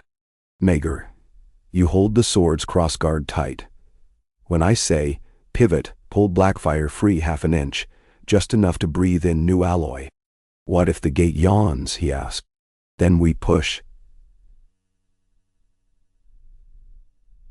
Eyes steel. No retreat this time. Aenys stepped to their side, harp strapped across chest. He inhaled despite the bitter air. And then the world jolted. Not tremor. Heartbeat from beneath. The ribs flashed ultraviolet, and a single point of darkness erupted, disgorging a creature unlike the prior avatars. Part wild elk, part twisting smoke, crowned with antlers of glass. It stepped onto the mirror, frost branching under hooves. Equinox screamed in challenge, descending in a dive. The elk wraith raised its head and opened a mouth it did not possess. A coil of void shot upward. Equinox snapped wings, spiraled, but the void clung like tar, sapping flight. The hatchling faltered, slammed into a rib. Shrieked pain. At once Maegor hurled his hammer. Frostfire traced its arc, shattering the void coil. Alyssa drew a throwing disc forged of dawnglass, flicked it. The disc cleaved through the elk wraith's flank. The creature screamed, a sound more wind than throat, and dissolved to drifting shards. More will come, Aenys gasped. He placed fingers on harp strings, unsure if voice would hold. He sang. The melody braided the turned coin hymn with a harsher undertone Kara, the rememberer had taught him, the language of frost memory. Echoes rebounded across ribs, trapping resonance like an inside-out bell. The pits of void shrank, buffeted by counterwave. Alyssa popped the vial. Dawnglass fluid glowed, swirling. Pivot! Maegor planted boots, wrenched Blackfire half an inch. Instantly, frost void shot upward, trying to bite the opening. She dashed the vial's blood into the gap. Molten dawnglass poured like mercury, hissing where it touched void. Light exploded, silver and crimson braiding into helix. Maegor forced the sword back, sealing new alloy within. The ribs shuddered, but rather than cracking, they harmonized, emitting a single note. Clear, ringing, familiar. It was the exact pitch of Aegon's voice on the eve he drilled armies at Field of Fire. Invincible, commanding. Maegor felt something untwist in his chest. Yet the gnawing fought. High above, fissures multiplied. A second wraith burst through. A giant hand of ice, knuckles like glaciers, clawing. Equinox, recovered, flashed silver frost and red heat. Weaving blasts that alternately froze the wraith, solid then splintered it to glimmering dust. Each move an echo of Balerion's noble rage and Rhaenys' graceful fury. But the wraiths kept coming. Swarms of shadow ravens, serpents of glassy ice, faceless riders astride winds. The Night's Watch shield wall buckled. Emberguard axes hissed through curses. Stark rangers loosed arrows tipped in dragonglass that whined like falling stars. Aenys' song soared to a scream, blood flecking his lips. Alyssa's second vial shattered across the seal. Balanced glow surged outward, but 2 pits remained unsatisfied, slurping energy. She paled. The last vial hung at her belt, near empty.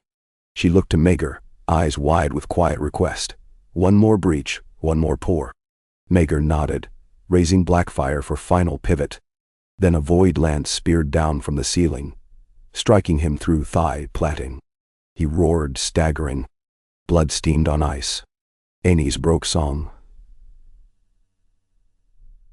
Sprinted. He clutched the sword's blade above Maegor's grip, raw palms smoking. Maegor's eyes, blazing through helm, met his brother's. Together, he growled. They wrenched. Void hissed, but Aenys' residual song lingered, bracing them. Alyssa dumped the last dribble of dawn-glass, golden quicksilver sliding into every pore. Equinox landed trance-still upon the seal, pressed nose to alloy, exhaling a breath half vapor, half ember. Light dazzled. The pits collapsed. Frost ribs blazed red. Flame hardened at tips to crystalline spears. A shockwave rippled outward, flattening wraiths mid-charge, vaporizing them into snowflakes that winked to nothing. Silence rang, the hush after thunder. Maegor sagged. Aenys held him upright. Their blood mingled on the mirror. The sword pulsed steady, the cadence strong but not frantic. The seal cooled to black-crimson glass once more. Alyssa knelt, finger to pulse. Then she smiled, first time in years free of strain. "Balance stands," she whispered. Maegor laughed, ragged as broken arrows, but triumphant. "Hear that, father? We hold." Equinox trilled, wings folding. She bowed her head to the sword, a gesture as ancient as flame, as new as dawn. When spring tipped into a summer no maester's almanac predicted. Cool mornings, mild noons, crimson sunsets. Word spread, the turned coin summer. Crops doubled where charms hung. Watermills froze at dawn but thawed by breakfast. Diseases bound to damp chills faded, purged by balanced breezes. In King's Landing, the High Septon himself washed the Septon steps with water heated by dawn-glass embers, confessing the faith's blindness to wonder. The faith militant stowed arms. At Storm's End, sellsword armies dissolved, their financiers bankrupt as cold ports no longer needed imported grain. At Winterfell, Lady Catelyn retired father to hearth chair under tapestries, quoting Aenys' hymn as lullaby. And on Dragonstone, alchemists built a grand bulwark called the Prism Forge to create dawn glass by the ton. For plowshares, for armor, for stained windows that refracted sunrise into every hovel. One evening, Maegor and Aenys stood atop the Red Keep's ramparts, overlooking a city lit by alternating lanterns. One red, one frost white, repeating like the turned coin itself. Equinox circled overhead, now thrice the size of a warhorse. Beneath them bells rang the hour of tranquil flame. Aenys exhaled, breath visible even in mild air. "Do you think it lasts?" Maegor watched dawn-glass lamplight ripple across tiled roofs. "No siege lasts forever," he said. "But with balance, maybe no siege is required." He flexed heeled leg, scar a void lance now covered by dawn-glass shinguard. "We will watch, we will guard. And when the world tips again, we push." A low roar rumbled. They looked up. Equinox hovered moment, then dived toward the east, toward open sea streaked with purple dusk. At the horizon, a slim shimmer glowed. Aurora ghost, memory of the gnawing's hum. Aenys set fingers to harp. He played 4 notes. Strong, clear. Equinox answered with a cry bright as polished steel. Maegor smiled beneath his helm. "Let the cold remember, and the fire forgive, brother. And let us live between, ever the fulcrum, ever the dawn." N.D. Warm twilight settled over the whispering grasses of the Reach, draping gold across rolling vineyard hills, and the lavender haze of orchards in full blossom. It should have looked like any other placid evening in high summer, but Aenys Targaryen could taste the tension riding the breeze, the same way a troubadour senses a harp's tuning peg beginning to slip. Small things betrayed an imbalance. The breeze carried no bee-song despite the blooms, and the light itself had a faint prismatic flare, barely visible, like the mirage of dawn glass when sunlight strikes it at a precise angle. To the south, the sunset glowed a bruised amethyst, rather than the usual Reach rose. Beautiful, yes. Wrong all the same. He rode at the head of the royal progress, an entourage stitched together of House Tyrell's most silver-tongued stewards, a quartet of dawn-glass ember guard whose armor caught dusk in spectral rainbow flashes, and a makeshift choir of 5 novices from the citadel chosen for their pitch-perfect recall of the turned coin hymn. When the party crested the ridge overlooking Brightbloom Manor, ancestral demesne of Lord Belric Thorne, Aenys pulled his destrier to a halt. The manor's torchlit battlements shimmered oddly, outlines rippling like heat haze, and 3 watchfires burned with frost-white flames rather than orange. He had hoped Belric's pledge a season past meant those flames were honest dawn-glass braziers, a public vow that Thorne now stood unshakably with the crown. But something churned in Aenys's chest beyond mere suspicion. In the twilight, the manor looked less a home than a mirage built of cracked mirror shards reflecting a half-remembered world. Before he could summon a greeting, one of the Emberguard cantered forward, a wiry woman named Lysara Rivers. "Your Grace." She pointed her dawn-glass mace at the gate. "The ward light is wrong. The glass flares white without the red core. That occurs only when the frost side of the lattice overpowers the flame." Aenys felt a phantom chill graze his collar. "Show me." They rode the slope. The novices quieted mid-rehearsal, their hymn fading into the hush of insectless fields. Inside the manor yard, servants lined up in 2 files, heads bowed. Their hair and eyebrows were tipped in frost, rhymed even in this soft summer warmth. They shivered, not from fear. They seemed numb to emotion entirely. Lord Belric emerged in ceremonial tunic. Pale crystals dusted his cuffs like lace. He bowed. "King Aenys, welcome to Brightbloom. Forgive the unusual fires. Our glass smith miscalibrated the torchstones." Aenys dismounted slowly. One novice tripped from his saddle, eyes rolling. The lad's fingertips were already blue. Lysara swept him away to the Emberguard's mobile tent. Aenys looked Belric in the eye. "Your smith did more than miscalibrate. Dawn glass needs balanced flame to cure. Frost white alone means you smelted with vacuum, void where heat should be." Belric's smile wavered. "The southern kiln malfunctioned." "Both kilns?" Aenys gestured at the 3 white torches. "And your servants? Their lashes are ice?" Belric's gaze ticked to one side.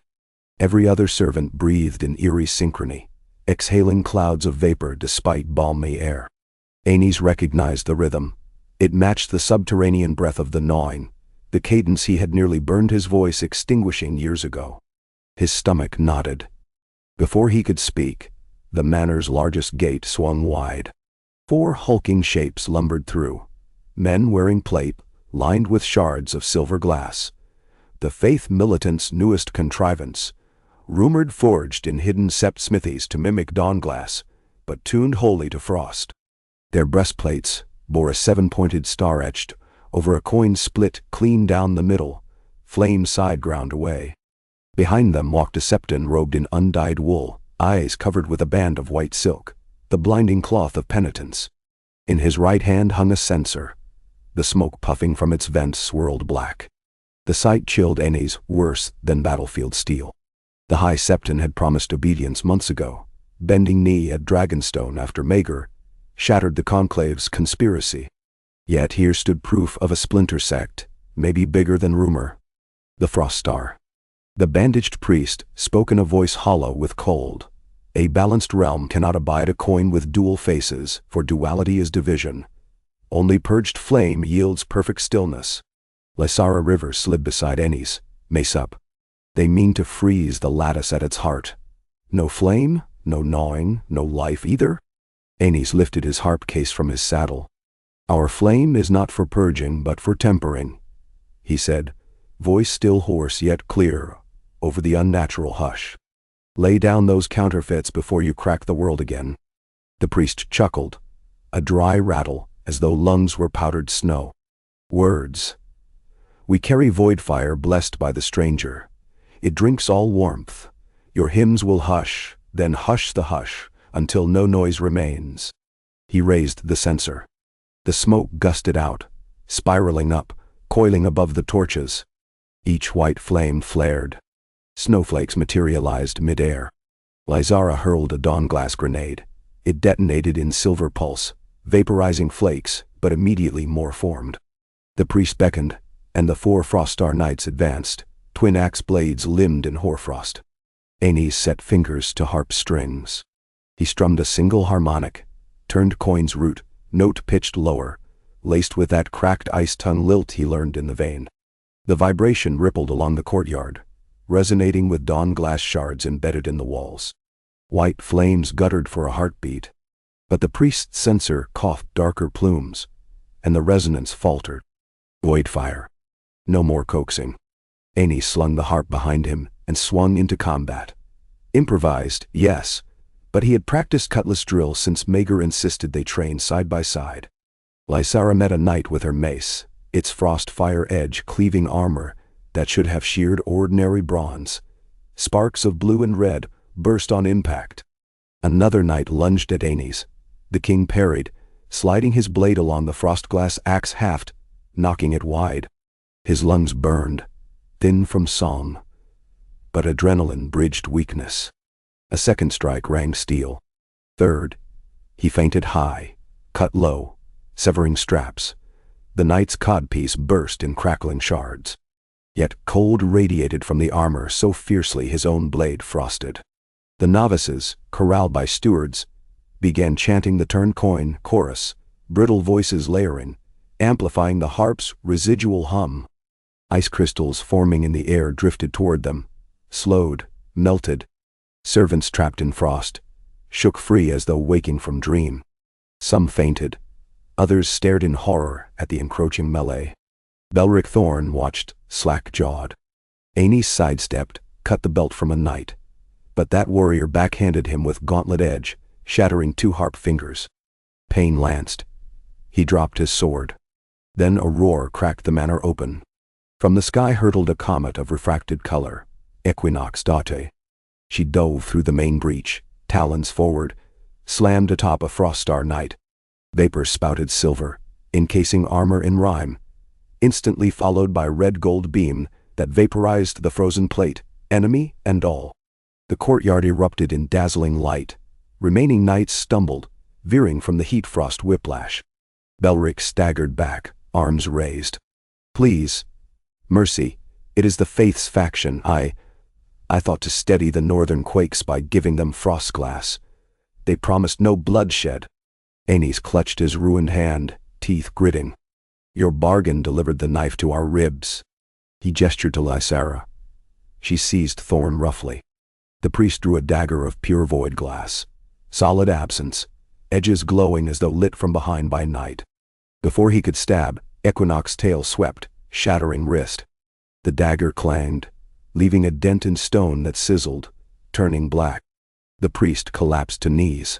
Aenys strode, face alabaster with anger rarely seen. No one is forced to choose imbalance, he said quietly. You worship purity, thinking flame alone corrupts. But pure ice shatters as cruelly. He lifted the censer with his good hand and slammed it down. Smoke scattered like frightened birds, dissolving in dawn-glass hums. The priest whispered something.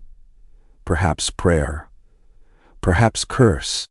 Crystal hoarfrost crept up his robe in spidering lines, self-contained, as though his own void fire recoiled. Aenys turned to one surviving Froststar Knight crawling under a cart. Go, he ordered. Carry word that the turned coin stands. You freeze, we warm. Together blood flows. Resist and you fracture. The knight shook off helm, to Aenys's shock. She was young, no older than Lysara, eyes wide with terror. She scrambled out and fled through a postern. Good. A living messenger may do what 100 threats never could. 3 days after the skirmish, Maegor arrived at Bright Bloom with a full Imbergard cohort, scouring the manor. They found storerooms of frostglass weapons, prisms tuned to amplify void fire, and account books linking tithes to rogue septas in the Crownlands. Maegor's fury boiled, yet he suppressed impulse to raise the estate. Instead he marched Belric Thorn, wrists in dawn-glass shackles, to King's Landing for public trial, an act of restraint to show realm that justice under turned coin was not simply vengeance in drag. Aeneas's broken fingers healed crooked but functional. Alyssa forged him a new harp with pegs that shifted tension by leather levers rather than twisting knobs. He learned to play anew, each chord slower yet richer, like old wine. But the encounter sharpened the siblings' awareness. The lattice of balance stretched across souls as much as ice and fire. Fanatics might tilt frost. Greed might tilt flame. Worse, the void now had servants who believed emptiness holier than existence. Reports compounded. In the far east of the Dothraki Sea, fires burned blue, leaving behind petrified glass. In Ibn, whalers returned skin blue, eyes white, claiming the sea hissed, "Remember?" Even on the summer isles, coconuts cracked with sudden frost lines, though humidity draped the air. The gnawing leaked influence through minds quicker than through stone, whispering to those yearning for simple absolutes. At the next council, Alyssa unrolled a world map covered in starburst markers. Fissures of ideology, she said. Every red mark denotes accounts of flame true, radicals burning shrines to hunt hypothetical frost heretics. Blue marks, Froststar uprisings. Purple marks those burned by both sides. Ideals calcify to violence faster than lava to stone. And Maegor studied distribution. That cluster on Slaver's Bay. Flame-true cultists raised a frostglass warehouse. In response, Froststar zealots polluted wells with liquid void. Aenys closed his eyes, listening inwardly. Harp strings wept inside memory. Words must stitch this before swords rip it beyond patchwork. Words need scaffold, Alyssa said. Equinox has matured. A demonstration of balanced breath on a world stage might pivot hearts. Now. Maegor leaned back, gauntlet drumming table. Where? Alyssa pointed at the map's center. Old Volantis. Hub of trade, meltpot of tongues. If we show there that frost and flame joined birth life instead of ruin, merchants will spread tale faster than ravens. Aenys exhaled. Skeptical. Volantis' old blood despised Targaryen pretension. Dragonlords gone provincial. Yet he saw no better crucible. We'll need spectacle. Alyssa smiled, a glint like sunrise over ice. I have a prism. They departed in midsummer on the Sea Fang, a sleek carrack with hull sheathed in dawn-glass plating. Equinox rode thermals overhead by day and perched atop the aft mast by night, wings folded like cathedral windows, ever watchful. The voyage passed with eerie calm. Winds gentle, pirates absent, as though sea itself held breath for what approached. At the mouth of the Rhoyne they beheld Volantis sprawled magnificent. Two cities yoked by the long bridge, black walls, elephant war towers, and the domes of the Red Temple blazing with night fire. The harbor master balked at Equinox's shadow, but dared not bar a ship whose hull shimmered like living rainbow. Gawkers thronged quays, mouths agape. On Dragonstone's order, Maegor met the Triarchs in their marble audience chamber. He offered gifts, sacks of dawn-glass kernels, raw material still pliable, able to cure into bracelets that glowed soothing pink when wearer felt wrath. Stress prisms, Aenys explained. Visual reminder of inner heat. Manage it, or it fractures into frost. The Triarchs, ever keen on trade, salivated. Yet the greatest marvel waited until dusk festival. Alyssa's prism, a massive multifaceted obelisk, was hoisted by crane to the center of Elephant Plaza. People gathered in thousands, lanterns bobbing. Maegor stood atop a dais beside the obelisk, black fire glimmering. Aenys took position with harp high on balcony. Alyssa emerged leading Equinox on chain of woven dawn-glass links. Her voice rang clear. Behold the fulcrum dragon, born of flame and frost. Equinox reared, wings splaying. A hush blanketed the plaza. Alyssa signaled. Equinox inhaled, exhaled first stage. Silver mist that swept across cobbles, flash freezing them to mirror ice. Crowd gasped, the temperature plummeted. Before terror bred stampede, the dragon released second stage.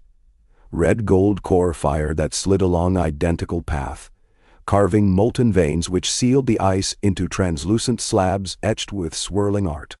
When flame met frost, they fused into dawn glass pavement under people's feet. Warm to stand on, cool to touch, emitting soft rosy light. Gasps turned to awed cheers. Then Aenys struck the first chord of turned coin. The plaza hummed. The obelisk drank resonance. Light refracted upward, painting aurora ribbons across sky. Where red bands crossed blue, purple shimmer blossomed, sign of perfect join. Maegor stepped forward, raising Blackfire. Balance is not compromise. Balance births strength greater than some. Be neither pure flame that devours nor pure frost that stifles. Be coin turned between, forever spinning. He drove the sword into a socket atop the obelisk. Dawnglass groaned. The sword's frost fire core spilled color through every facet. At that moment, the purple sky ribbon pulsed and radiated outward. Witnesses felt a vibration in bone. Songs of frost memories and fire dreams intertwining. Many dropped to knees, tears streaming without clear cause. They felt whole. What none saw, save Alyssa, was a shadow at Plaza's rim. A thin man cloaked in ash-white, hood low. His breath left no vapor, though air remained chill. His gaze fixed upon Equinox and Blackfire. Beneath his sleeve, a dagger of void glass twitched. She moved, but late. He lunged past guards, the blade arced for Blackfire's hilt, aiming to sever the conduit. Equinox shrieked, but humans in crowd blocked path. At last breath, a whistle split air. Then clang. Lysara Rivers, ever shadowing Aenys since Brightbloom, had hurled her mace.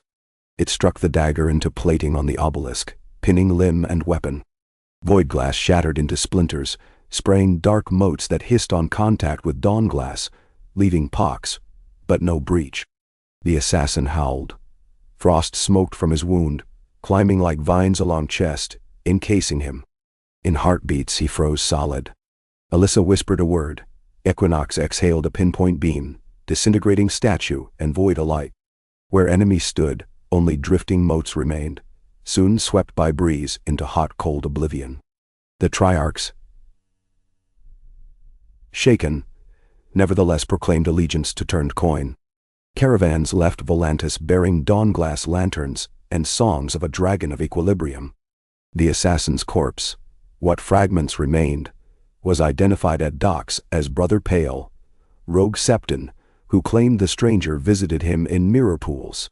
The Froststar had lengths even Maegor's spies failed to measure. But the demonstration kindled more hope than fear. Over months, demands for Dawnglass outpaced Dragonstow's forge.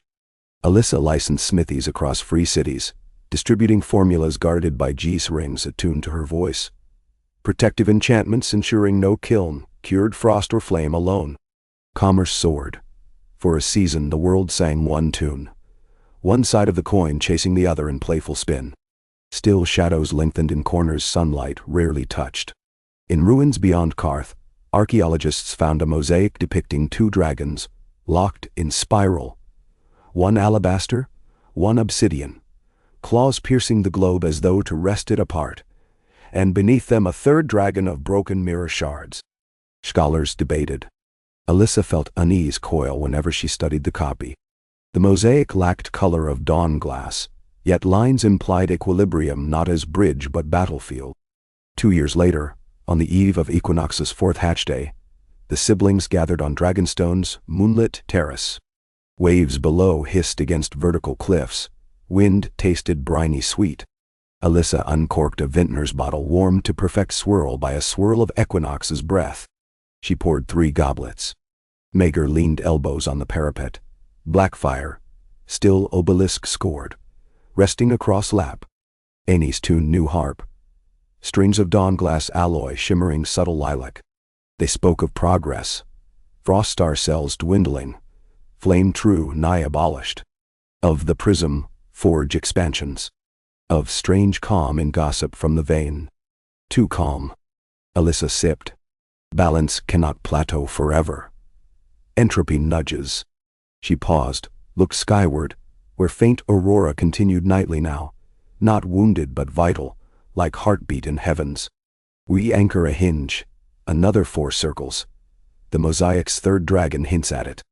Maegor grunted. We face frost and flame extremes. What lurks beyond duality? Aenys plucked cord. Soft. Perhaps reflection of both. Mirror dragon. Emptiness filled with echoes. As if summoned, Equinox rose from courtyard. Wings creaking. She glided to perch upon the tower's ring. Chest scales pulsed, silvery red. She cocked head toward the north, way beyond horizon. Low growl rumbled. Alyssa's goblet trembled.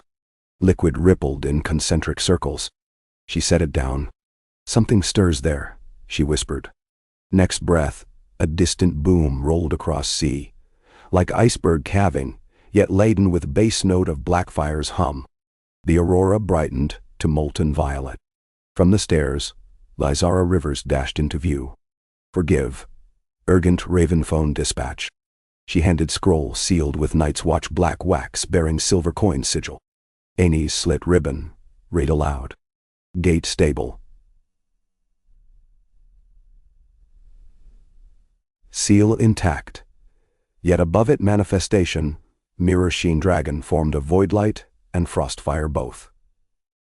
Emits no heat, no cold, merely hunger. We name it Nullworm. Request immediate aid. Silence. Even the wind calmed. Maegor rose, eyes aflame. Third dragon wakes. His voice, usually iron, held curiosity. Sharp, hungry. The true test. Alyssa met his gaze, unafraid. Equinox's fulcrum. We 3 are her riders. Time to answer. Aenys flexed, healed fingers. Voice intact. Hammer ready. Prism primed. He looked upward. Across the sky, Nullworm's distant shape shimmered faint. A silhouette against stars, huge, gliding south. He closed harp case. Let's write the last stanza. Preparations consumed 2 days. Prism forge spat dawnglass artillery. Arrowheads, bola weights, spear tips able to refract equilibrium breath into traps. Alyssa coated Equinox talons with mirror copper to prevent void etching. Maegor reforged Blackfire once more, inlaying null steel, a dawnglass derivative mixed with trace void captured in crystalline cages. Each new modification risked imbalance. Alyssa balanced alloys by singing pitch found only when Equinox chirped thrice in quick succession. On dawn of departure, townsfolk across Crownlands filled streets wearing turned coin pendants. They watched the convoy lift. Equinox soared first, carrying all 3 siblings in saddle trine. Seat of woven glass threads resonant with each sibling's pulse. Behind, 200 in Burgard rode wyverns bred in Cohor and armored in dawnglass scale. Above them, 100 cormorant kite drones, Alyssa's invention, toting jars of equilibrium, mist. Songs rose from the crowd. Aenys felt his throat swell, not with grief but awe.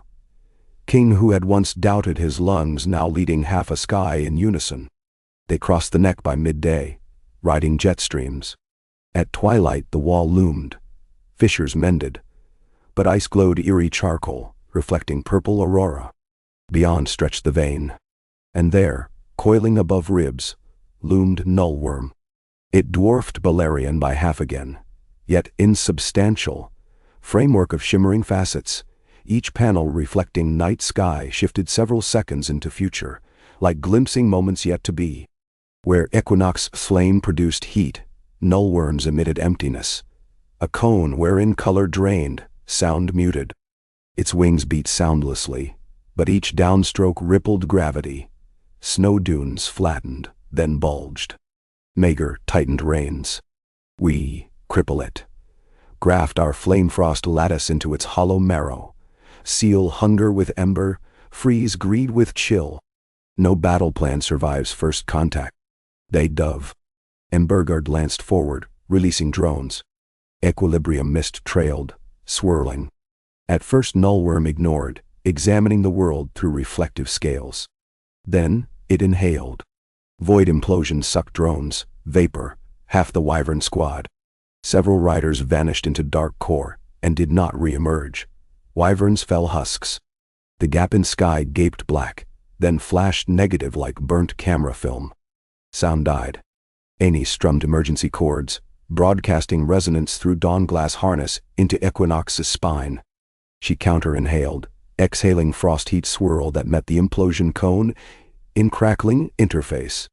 A stormfront of opposed forces bloomed, swirling patterns like stained glass smashed and spun into hurricane. Some wyverns regained buoyancy, climbing free. Nullworm's swiveled head, a mask of tessellated mirrors, no eyes, only infinite tiny reflections of siblings approaching. The creature exhaled again, a beam not of void or icy heat, but pure reflection, bending light into spike that lanced between Maegor and Alyssa. The siblings felt themselves split. For instant they glimpsed alternate selves, Maegor crowned fury, Alyssa pyre witch, Annie's martyr king, thousands of variations stitched into kaleidoscope. Ertigo, Dotigo. Maegor roared, grounding self by hammering pommel on saddle rim. Black fire ignited. Frost ruby flame, outer shell of chill. He hurled a spear of null steel. It pierced Nullworm's wing. Instead of tearing membrane, it blossomed into web lattice, injecting dawn glass crystals that flashed red-blue. The monster's wing faltered, rippling with color. Alyssa flung bolas. Weights detonated equilibrium pulses, pocking Nullworm's flank with balanced scars. Each mark dimmed tessellation. Nullworm screamed. First sound. High note of shattering mirrors. Skeins of void light extruded like barbs, raking sky. One Gordon Bergerod captain clean through, draining color from armor, turning man and beast to monochrome statues that shattered. Annie sang. Harp strings shimmered. His voice, no longer hoarse, climbed to crystal apex. The turned coin hymn crashed into frost-tongue runes, then soared into third mode. Mirror wave, a scale he'd only imagined. Sound entered Nullworm's wounds, ricocheting inside hollow form, finding resonance. Mirror scales flickered. Some panels fell away, disintegrating. Equinox dove, talons glowing. She plunged through open rib seam, entering creature's hollow chest. Within, swirling emptiness, a star field of possible realities unmoored. Alyssa clutched saddle, guiding Fulcrum Dragon to the very center where a dark core pulsed. She pressed palm to plating, spoke forging chant. Equinox exhaled inside the beast. Silver vapor filled void, condensing into frost crystals. Red heat flared, fusing them. A lattice grew, humming. Nullworm thrashed. Outside, Maegor steered wyverns to slash mirror joints, widening cracks for radiating dawnglass veins. Annie's song modulated, matching frequency of newborn lattice. The combined assault spread color inside Nullworm like ink in water distati. The monster convulsed, blowback shearing sky. It tried to inhale, but equilibrium lattice now damped suction. Panels fissured outward. In final desperation, it folded wings, diving for the gate, intending to merge with gnawing beneath, fuse hunger with wound. Equinox raced inside chest, siblings clinging. Maegor shouted through speaking tubes, "Hold course, become the wedge!" They burst from tail stump yards above the ice ribs. Nullworm smashed onto seal, shattering ribs. Blackfire remained anchored. Dawnglass conduits flared. Alyssa triggered last reserve, a core bomb of condensed equilibrium mist, planted near Nullworm's heart. She armed fuse by whisper. 10. Heartbeat. 5. Soundless. None. Blinding dawn. Explosion, inverted night. Purple auroras avalanched into ribbons of dawnfire spiral. Seal drank blast, welding Nullworm's mirrored shards into new shell around gate. The beast howled as its facets imploded. shrinking into knot of dawn glass frostfire that fused seamlessly with obsidian mirror. When glare died, only a chrysalis remained, smooth, reflective, pulsing steady. Silence. Then cracking. Not of break, but of molten glass cooling. Ribs regrew thicker. The knot unfolded petal-like, leaving embedded within the seal a circular lens wherein swirling colors balanced perfect. Red, blue, silver, gold. From depths of lens, no void peered, only the reflection of sky's aurora. A hush passed across battlefield. Surviving wyverns wheeled, dripping shards. Embargoed watched. Knight's watch on wall removed helms, disbelief stark. Nullworm was gone. In its place, gate reforged stronger. Maegor landed. Stumbled off saddle onto ice, knee battered. Aenys followed, gripping brother's arm. Alyssa slid down Equinox's wing. Fulcrum dragon collapsed, weary but alive. Chest scales glowed gentle lilac. The siblings approached lens. Within reflection they saw themselves not split but joined, 3 figures braided by spectral coin. Behind them, faintly, shapes of their parents and fallen kin, as if memory approved. In that moment, peace kindled. Not final, but enough. Maegor laid black fire flat against new seal. Frost ruby blade hummed, content. Aenys placed harp beside sword. Strings thrummed same chord. Alyssa touched lens. It warmed. Cool surface exhaling breath of balanced life. Equinox roared once, a call neither joyous nor mournful but timeless.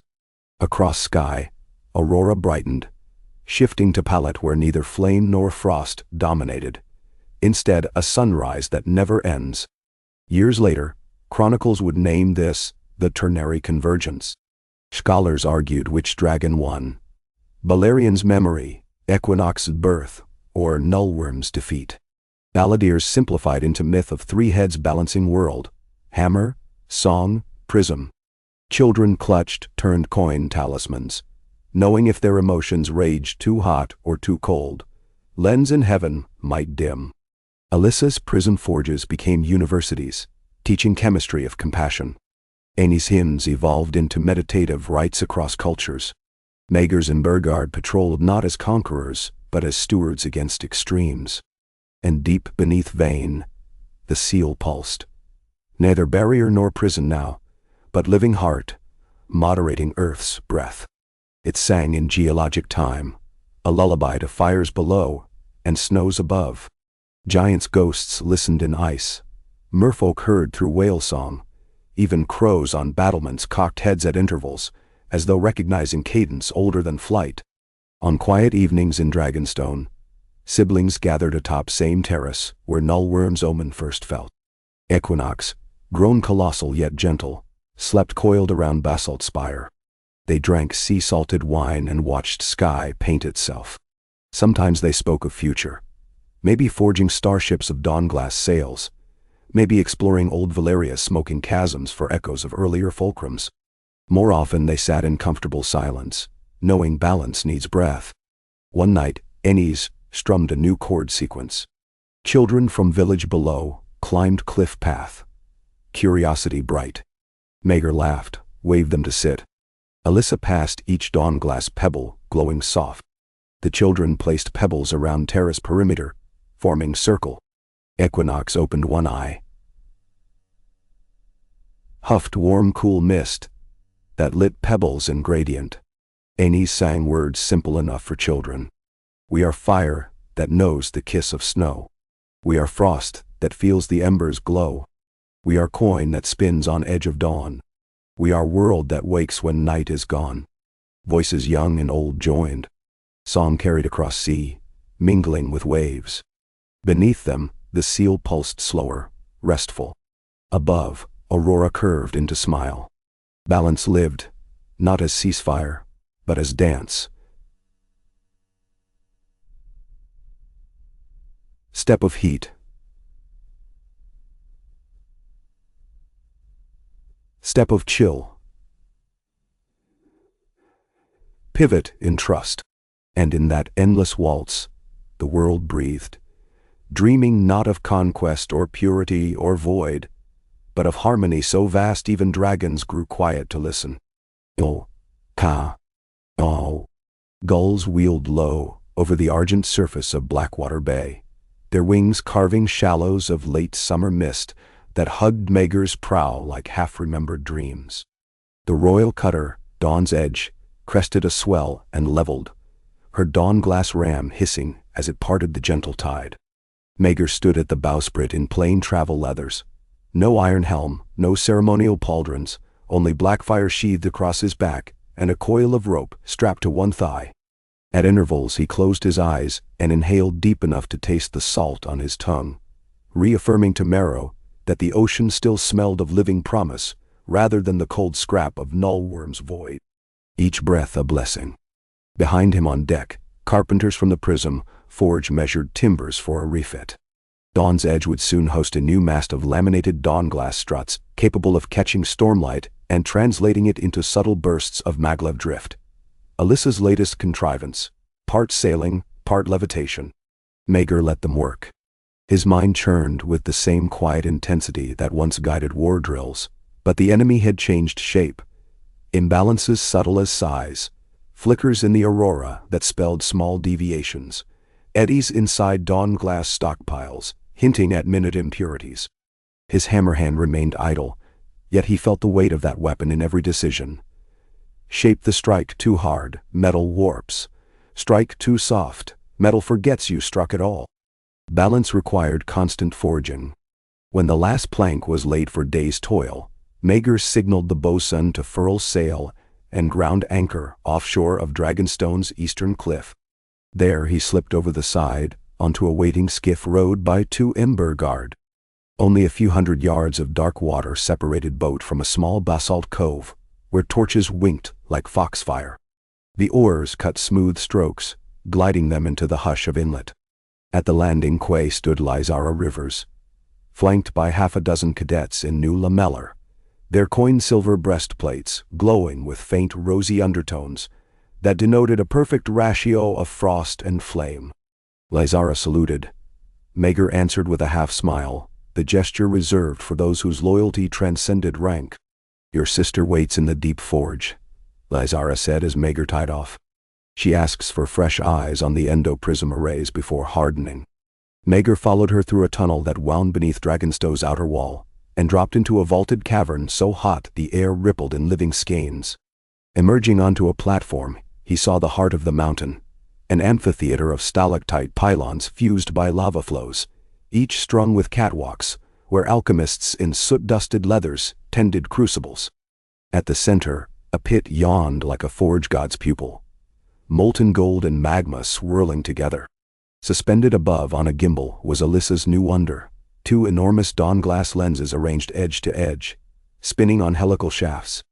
Every rotation threw prismatic shards of light across the cavern walls, painting attendant smiths in kaleidoscopes of flame-cool color. Alyssa stood on the radial gantry, hair bound tight in a soldier's tail, face smudged with charcoal.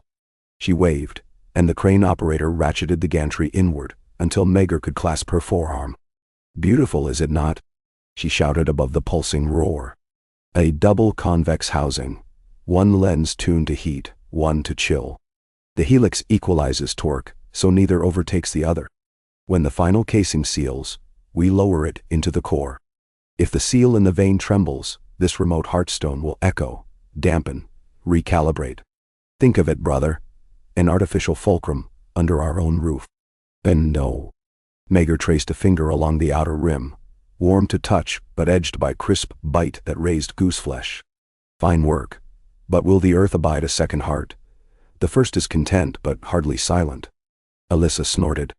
The earth will sing a harmony. I measured vibrations from the vein last month. Ever since Nullworm's chrysalis fused into the mirror, the pulse oscillates fractionally sharper on each beat. A natural instrument shifts pitch as wood dries. So too, the gate. We must tune against drift. Bow. Maegor studied her face. The lines at her eyes had deepened, not from aging, She was 3 years his junior, but from squints into furnace brilliance, from nights spent bending equations until dawn. "How long since you slept?" "An hour here, a nap there," she said, dismissive. "Equinox guards my dreams. Who dares trouble a woman with a dragon for a nightlight?" He chuckled. "Even guardians tire. Promise me you'll rest once balance coil is set." Before she could answer, a runner dashed along the gantry. A page in Stormland green. "Prince, Princess, portents from Old Town," he panted, offering a sealed copper tube. Maegor slid parchment free and scanned. His eyes narrowed. "Aenys reports the mirror tide is 5 days early," he said. The whispering tower bells chimed minor sixth instead of perfect fifth when turned coin hymn was played at vespers. Maesters think a frequency slip propagates through lay pulses between Valyrian ruins. Alyssa's brow furrowed. Old Town sits far from rift lines. For signals to shift there means deeper resonance drift than I measured. Either the chrysalis compresses faster, or something in old Valyria hums louder. Maegor folded letter. "You mean the Scourge Islands. Slaver's Bay calls them the Bleeding Keys," she corrected. "Bird's mouth names differ, but each tongue claims those smoking ruins house more than bones. If a second null worm?" "No." Maegor's voice cut. The chrysalis merged with gate. Shards reconfigured into singular entity.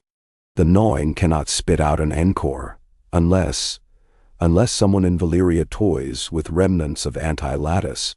"Then?" Alyssa strode to a lever and halted the lens spin. Lights dimmed. The cavern grew thunderquiet. "Then we go." "Not we," Maegor said. "Finish the endoprism. If we strip Dragonstone of Fulcrum Child and Architect both, we risk leaving Heartland undefended. I will sail south with an Emberguard wing, and Equinox, if she consents." A scraping roar vibrated rafters, as if the dragon had heard through lava veins. They exchanged a knowing look. Alyssa laid a hand on his forearm. "Bring Aenys. His pitch locates anomalies faster than any device, and keep Lysara at your back." She smiled faintly. "Someone must restrain your heroic foolishness." He squeezed her shoulder, then turned, cloak skirling in furnace breeze. "Forge your heartstone," he said over shoulder. "I'll safeguard mine." Equinox banked above the port of Old Town. Wings strobing dawnfire so bright, the high tower's great beacon dimmed by comparison. Near the wharf, Maegor dismounted onto a jetty where Aenys awaited in traveling cloak, the color of unshed tears, harp strapped across back. Lysara Rivers, armor newly scoured, loosed the saddle packs and greeted Aenys with an awkward half-bow. Then all eyes turned to the slug-belly merchant cog moored at the customs pier. Sea pennants, chartered by a secret consortium of Corthine glassmakers, rumored to traffic in forbidden relics dredged from Valyrian seafloors. "Captain swears he shipped only pumpkins from the Summer Isles," Aenys said, voice still sanded coarse. Dockmaster's manifest lists 6 cargo crates unlabeled. Prism scrystones brightened cold blue when lowered near hold. Maegor's jaw clenched. Frost-tuned artifacts from the keys. And I unearthed a second clue. Aenys proffered a clay pot barely wider than a fist. Its glaze glinted mirror black. The potter received it 2 nights ago. Inside, ash of glass, void forged, laced with blood root. That mixture seeds resonance defects, converts equilibrium lamellar into brittle frost veins. Maegor cursed softly. Sabotage. He scanned harbor silhouettes. Creaking masts, gull droppings, complacent watchlights. Shadows within shadows. We intercept before cargo spreads inland. At dawn's first blush, Emberguard squads boarded sea pennants, cleaving hatch beams with axes, descending to dank hold where sour pumpkins sagged atop crates of goat hair. Beneath the top layer, they found cylinders of snow-white slag, each carved with the 7-pointed star severed by a vertical line, frost star glyph. Null steel linings sealed the frost aura within. Lysara fitted iron muzzle over her mouth to filter vapors. A single cylinder hissed against tongs, temperature dropping 20 degrees. Enough void frost to seed a nullworm embryo, she muttered. Someone cultivates hunger. They marched the captain to interrogation. But even before Maegor could question, the man's eyes glazed with hoarfrost, and he collapsed, blood crystallizing on tongue. Cyanotic fissures split cheeks. Aenys stepped back, stricken. No mortal poison. A geas of frost promise triggered to silence. Still, they gleaned from logbooks that cylinders boarded at Iscatar, the once ruined port nearest the smoking sea, now partially resettled by desperate fisher clans. Maegor wasted little deliberation. They would sail that hour, Equinox coasting overhead as convoy. The voyage south along coast of Valyrian Peninsula tested will. Ash storms rolled from decayed caldera. Sea hissed as glass pellets fell. Even Equinox faltered, wings coated in soot. Closer to Iscatar, the water darkened to tar slick, reflecting no star. Prism compasses spun. 3 nights out, the convoy encountered lights. A flotilla of skiffs rowed by figures in white robes, hair streaming salt gray, faces hidden behind masks of shattered mirror fragments. Between boats, they towed a massive net glittering with frost. Lysara raised spyglass. They dredged dragon bones, she reported. Indeed, pale wreckage jutted from the net, elongated vertebrae coated in pearlescent frostglass, as though harvested and dipped in void. A skull surfaced, maw yawning to swallow moon. Maegor ordered signals flare. Equinox descended with shriek, vapor, then fire lancing waterline. Boats scattered, nets tore. Some robed dredgers dropped oars, arms raised in worship. Others hurled void-infused pottery that exploded into snowballs of silence, muting thuds of wyvern wing beats. Embergard rained dawn-glass arrows, each bolt dissolving hush pockets into rainbow spray. One skiff broke formation and dashed for open sea. Dragon skull still lashed. Maegor and Lysara leapt aboard longboat with 8 marines, gave chase. The skull's hollow orbits glowed internal frost, as though eyes reborn in death. Maegor caught hull, vaulted, landed amid dredgers. A woman's voice hissed, "The hungry mirror will dine." She drew obsidian shard, lunged. Lysara intercepted, mace crushing weapon and wrist. But cold blossomed from skull, vapor swirling into shape of partial dragon face. The silhouette mirrored Equinox. Scaled pattern identical yet inverted, frost dominating flame marks. Maegor felt mirror fear, Nullworm's child. He drove Blackfire into bone between eye sockets. Dawn-glass core flared. The frostlight sputtered but did not die. Instead it slithered back along blade, kissing guard with frost. At once Lysara slashed chain, releasing skull to sea. The siren face collapsed into bubbles, swallowed by black. Silence surged, then water roared. The woman prisoner stared at receding wake, eyes brimming with glassy tears. "We freed it," she whispered, half grin, half sob. "The ocean gate yawns. You cannot seal 2 holes with 1 stopper." Maegor hauled her upright. "Where is Ocean Gate?" She barked laughter that rattled bone. "Under ruins naval, the throat of Valyria, where old blood still sizzles. You will hear its call when the moon sweats shadow." They dragged her aboard flagship. At dawn, she died singing static. Voice frequencies beyond human range, shattering glass on deck rails. Only dawn glass stood unbroken. Iscatar emerged from morning haze like a scar. Jagged jetties, shanty huts perched on cooled lava flows. Smokestacks belching gray. Refugees milled barefoot near piers. Quarry slaves hauled blocks of glassy slag to kilns stoked by brine-coated driftwood. Overseers wore white masks. Overlooking all, perched on a rise of cinder, stood a half-collapsed citadel forged from bones, literal vertebrae of ancient dragons mortared together. In the inner courtyard, Maegor counted 9 massive pillars at once. Spines arranged like obelisks, each carved in Frostar script. Atop central dais lay a lens of polished void glass, broader than a carriage wheel. Aenys dismounted and moved toward lens, as though drawn by gravity. Song hummed in throat unbidden, minor third sliding down to tritone. He knelt, touched edge. pulse of cold, hammered ribcage. In the reflection he saw not his face, but Nullworm's visor of mirrors. A thought seeped. Hunger is form of love. He recoiled, breaking contact, breath ragged. Maegor stormed dais, cracked lens with hammer pommel. Void glass spider-webbed, exhaled smoky sigh. Almost relief. At fracture's center, a trickle of molten silver bled. Lysara scooped sample into vial. Anti-lattice slurry, she said. Harvest enough. Feed it bones. You materialize a second nullworm anywhere you choose. They paced outer yard. In pits, artisans fired frostglass arrowheads, shaping them with tongs. Children, barefoot, skin blotched with frostburn, turned grinding wheels. Many hummed snatches of a fragmentary chant, small voices weaving dissonant line that stabbed air with tension. Aenys listened with dread. They sang inversion of turned coin, flame suppressed, frost triumphant, music as poison. He tried humming counterpoint. Children jolted, clasping ears. Overseers rushed, brandishing rods. Maegor's gaze flared. Within minutes shackles clanged against stone. Overseers gagged with their own masks. Night fell with volcanic haze blotting stars. Equinox perched atop Dragonbone spire, scanning east, where the sea glimmered dull pewter. A low rumble shivered hulls.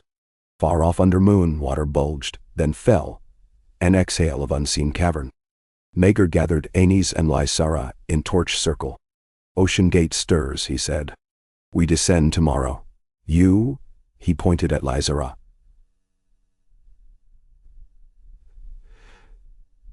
No vessel leaves harbor. No?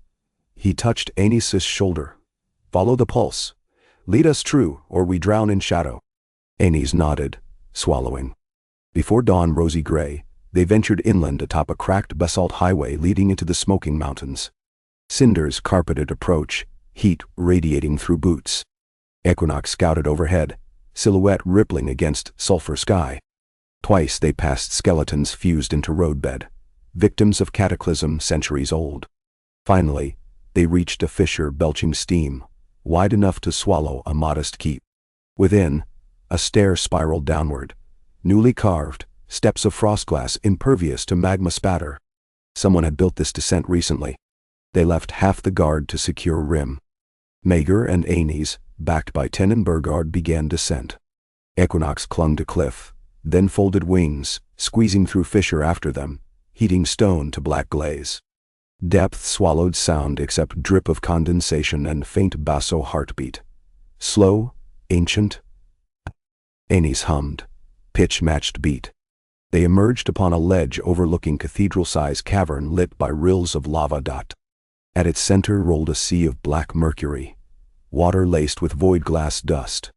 Floating above mirror surface was colossal egg, 3 times Balerian skull, shell-mottled frost-white and ember-red swirling like living storm. Shards of dawn-glass prison protruded from shell as though hammered, yet none pierced interior. 9 dragonbone pillars from Iskatar ringed egg, each inscribed with froststar runes linking to chains that sank into mercury. Aenys' breath left. They built womb for Nullworm's reflection.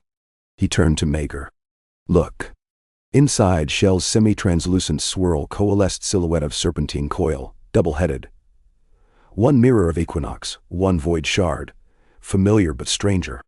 Maegor stepped forward. What mother births two? At his words, egg pulsed. A crack veined across shell. Lava surged, cooled, leaving basalt stepping stones leading toward dais beneath egg. Voidcraft unnatural. Aenys drew harp, plucked test cord. Cavern answered echo pitched lower, devouring partials. Equilibrium faltered. Void dominated. Maegor unsheathed blackfire. We cannot let it wake. We sunder womb, melt mercury, drown embryo in balanced flame. He signaled Imbergard. They lobbed on-glass grenades. Explosions spattered frostfire. But chains absorbed heat, channeling into pillars which glowed snow blue. Egg's crack widened. Fissures bled silvery mist. Echoes boomed like drums in water.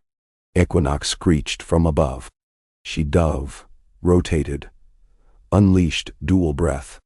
Frost vapor iced mercury, red beam then shattered crust. But shards flew upward, swirling around dragon, slicing wing membranes. Equinox cried pain. Spiral staggering. Aenys raced onto stepping stones, harp cords weaving net to deflect shards. Notes shattered glass midair, falling into magma trenches. Yet the egg continued to open, peeling like flour.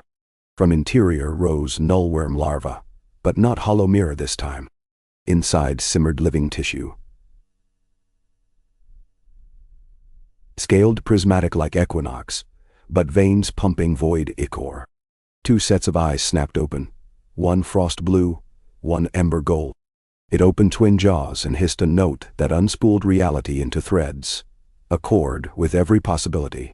Maegor charged across stones, black fire overhead. He leapt onto dais, planted blade into larva's shoulder. The wound fountained night fluid. His sword drank some but sputtered as void corroded frost gold edge. Larva shrieked, tail whipped, sending Maegor crashing onto chain pillar where armor dented. He rose, battered, but burning. Ember guards swarmed, axes flaring. The beast's mirror scales reflected attacks an instant before they landed, predicting arcs, twisting to redirect. One guard's blow rebounded, cleaving comrade. Aenys' song faltered, replaced by raw scream. Maegor! Lysara, hearing through echoing fissure, led reinforcements down, arriving as larva coiled to lunge at Aenys. She hurled spear. The tip, forged of null steel and Alyssa's balanced flux, struck larva's second head, severing right horn. Instant disorientation allowed Maegor to slam hammer into wound, embedding blackfire deeper. Larva convulsed. Blood sizzled on magma. But wound did not close. Instead, void blood spilled, flowed along chains, racing up pillars toward Iskatar, like veins restoring body far away. Maegor grasped dread. If pillars feeded energy, we must break circuit. Emberguard scaled columns, driving wedges. Yet void blood hardened to glass around their hands, fusing them. Sacrifices made, they exploded charges. Columns shattered. Chain tension snapped, sending egg remnants collapsing into mercury pool. Larva floundered shrieking. Equinox glided low despite torn wings. She latched talons on larva's spine. Chest pulsed, prism lights dancing. She began siphoning, drawing void blood into herself, converting through balanced lungs. Her scales darkened, then brightened. The larva shrank, hollowing, mirror flesh collapsing inward until only husk remained. Equinox roared triumph yet agony. Half her body glimmered with rivers of silver wound.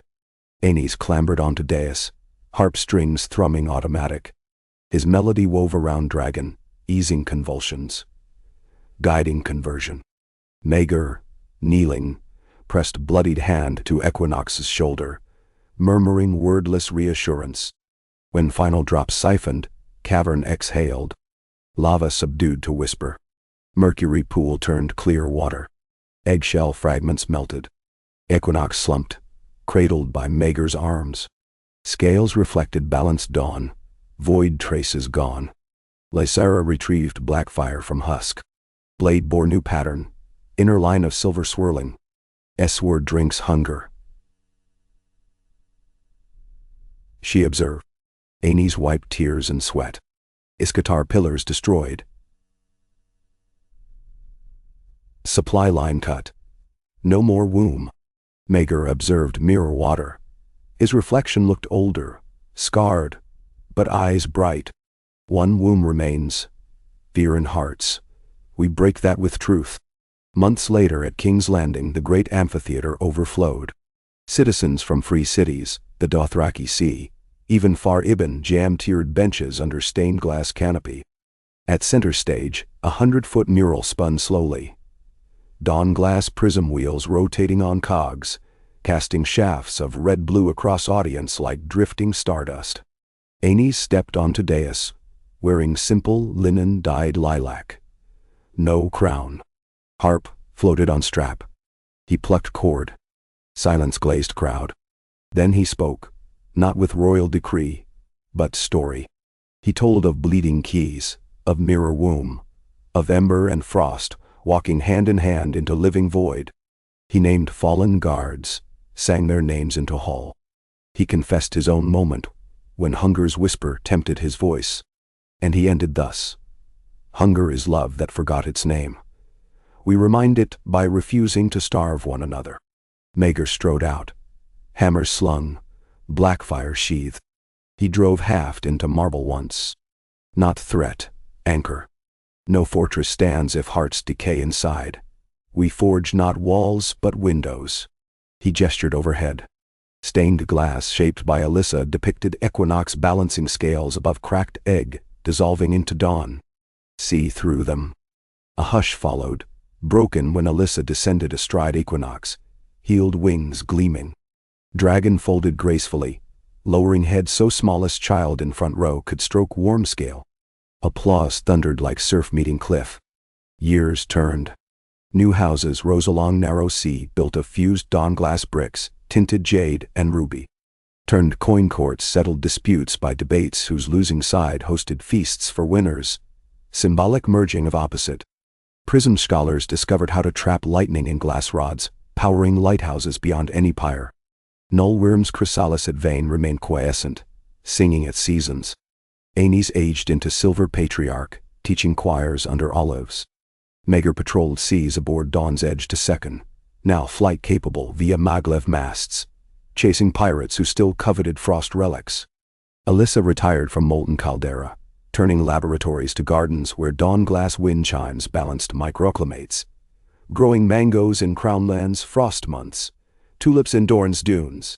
One crisp winter dawn, the siblings gathered again on terrace where first vow tempered.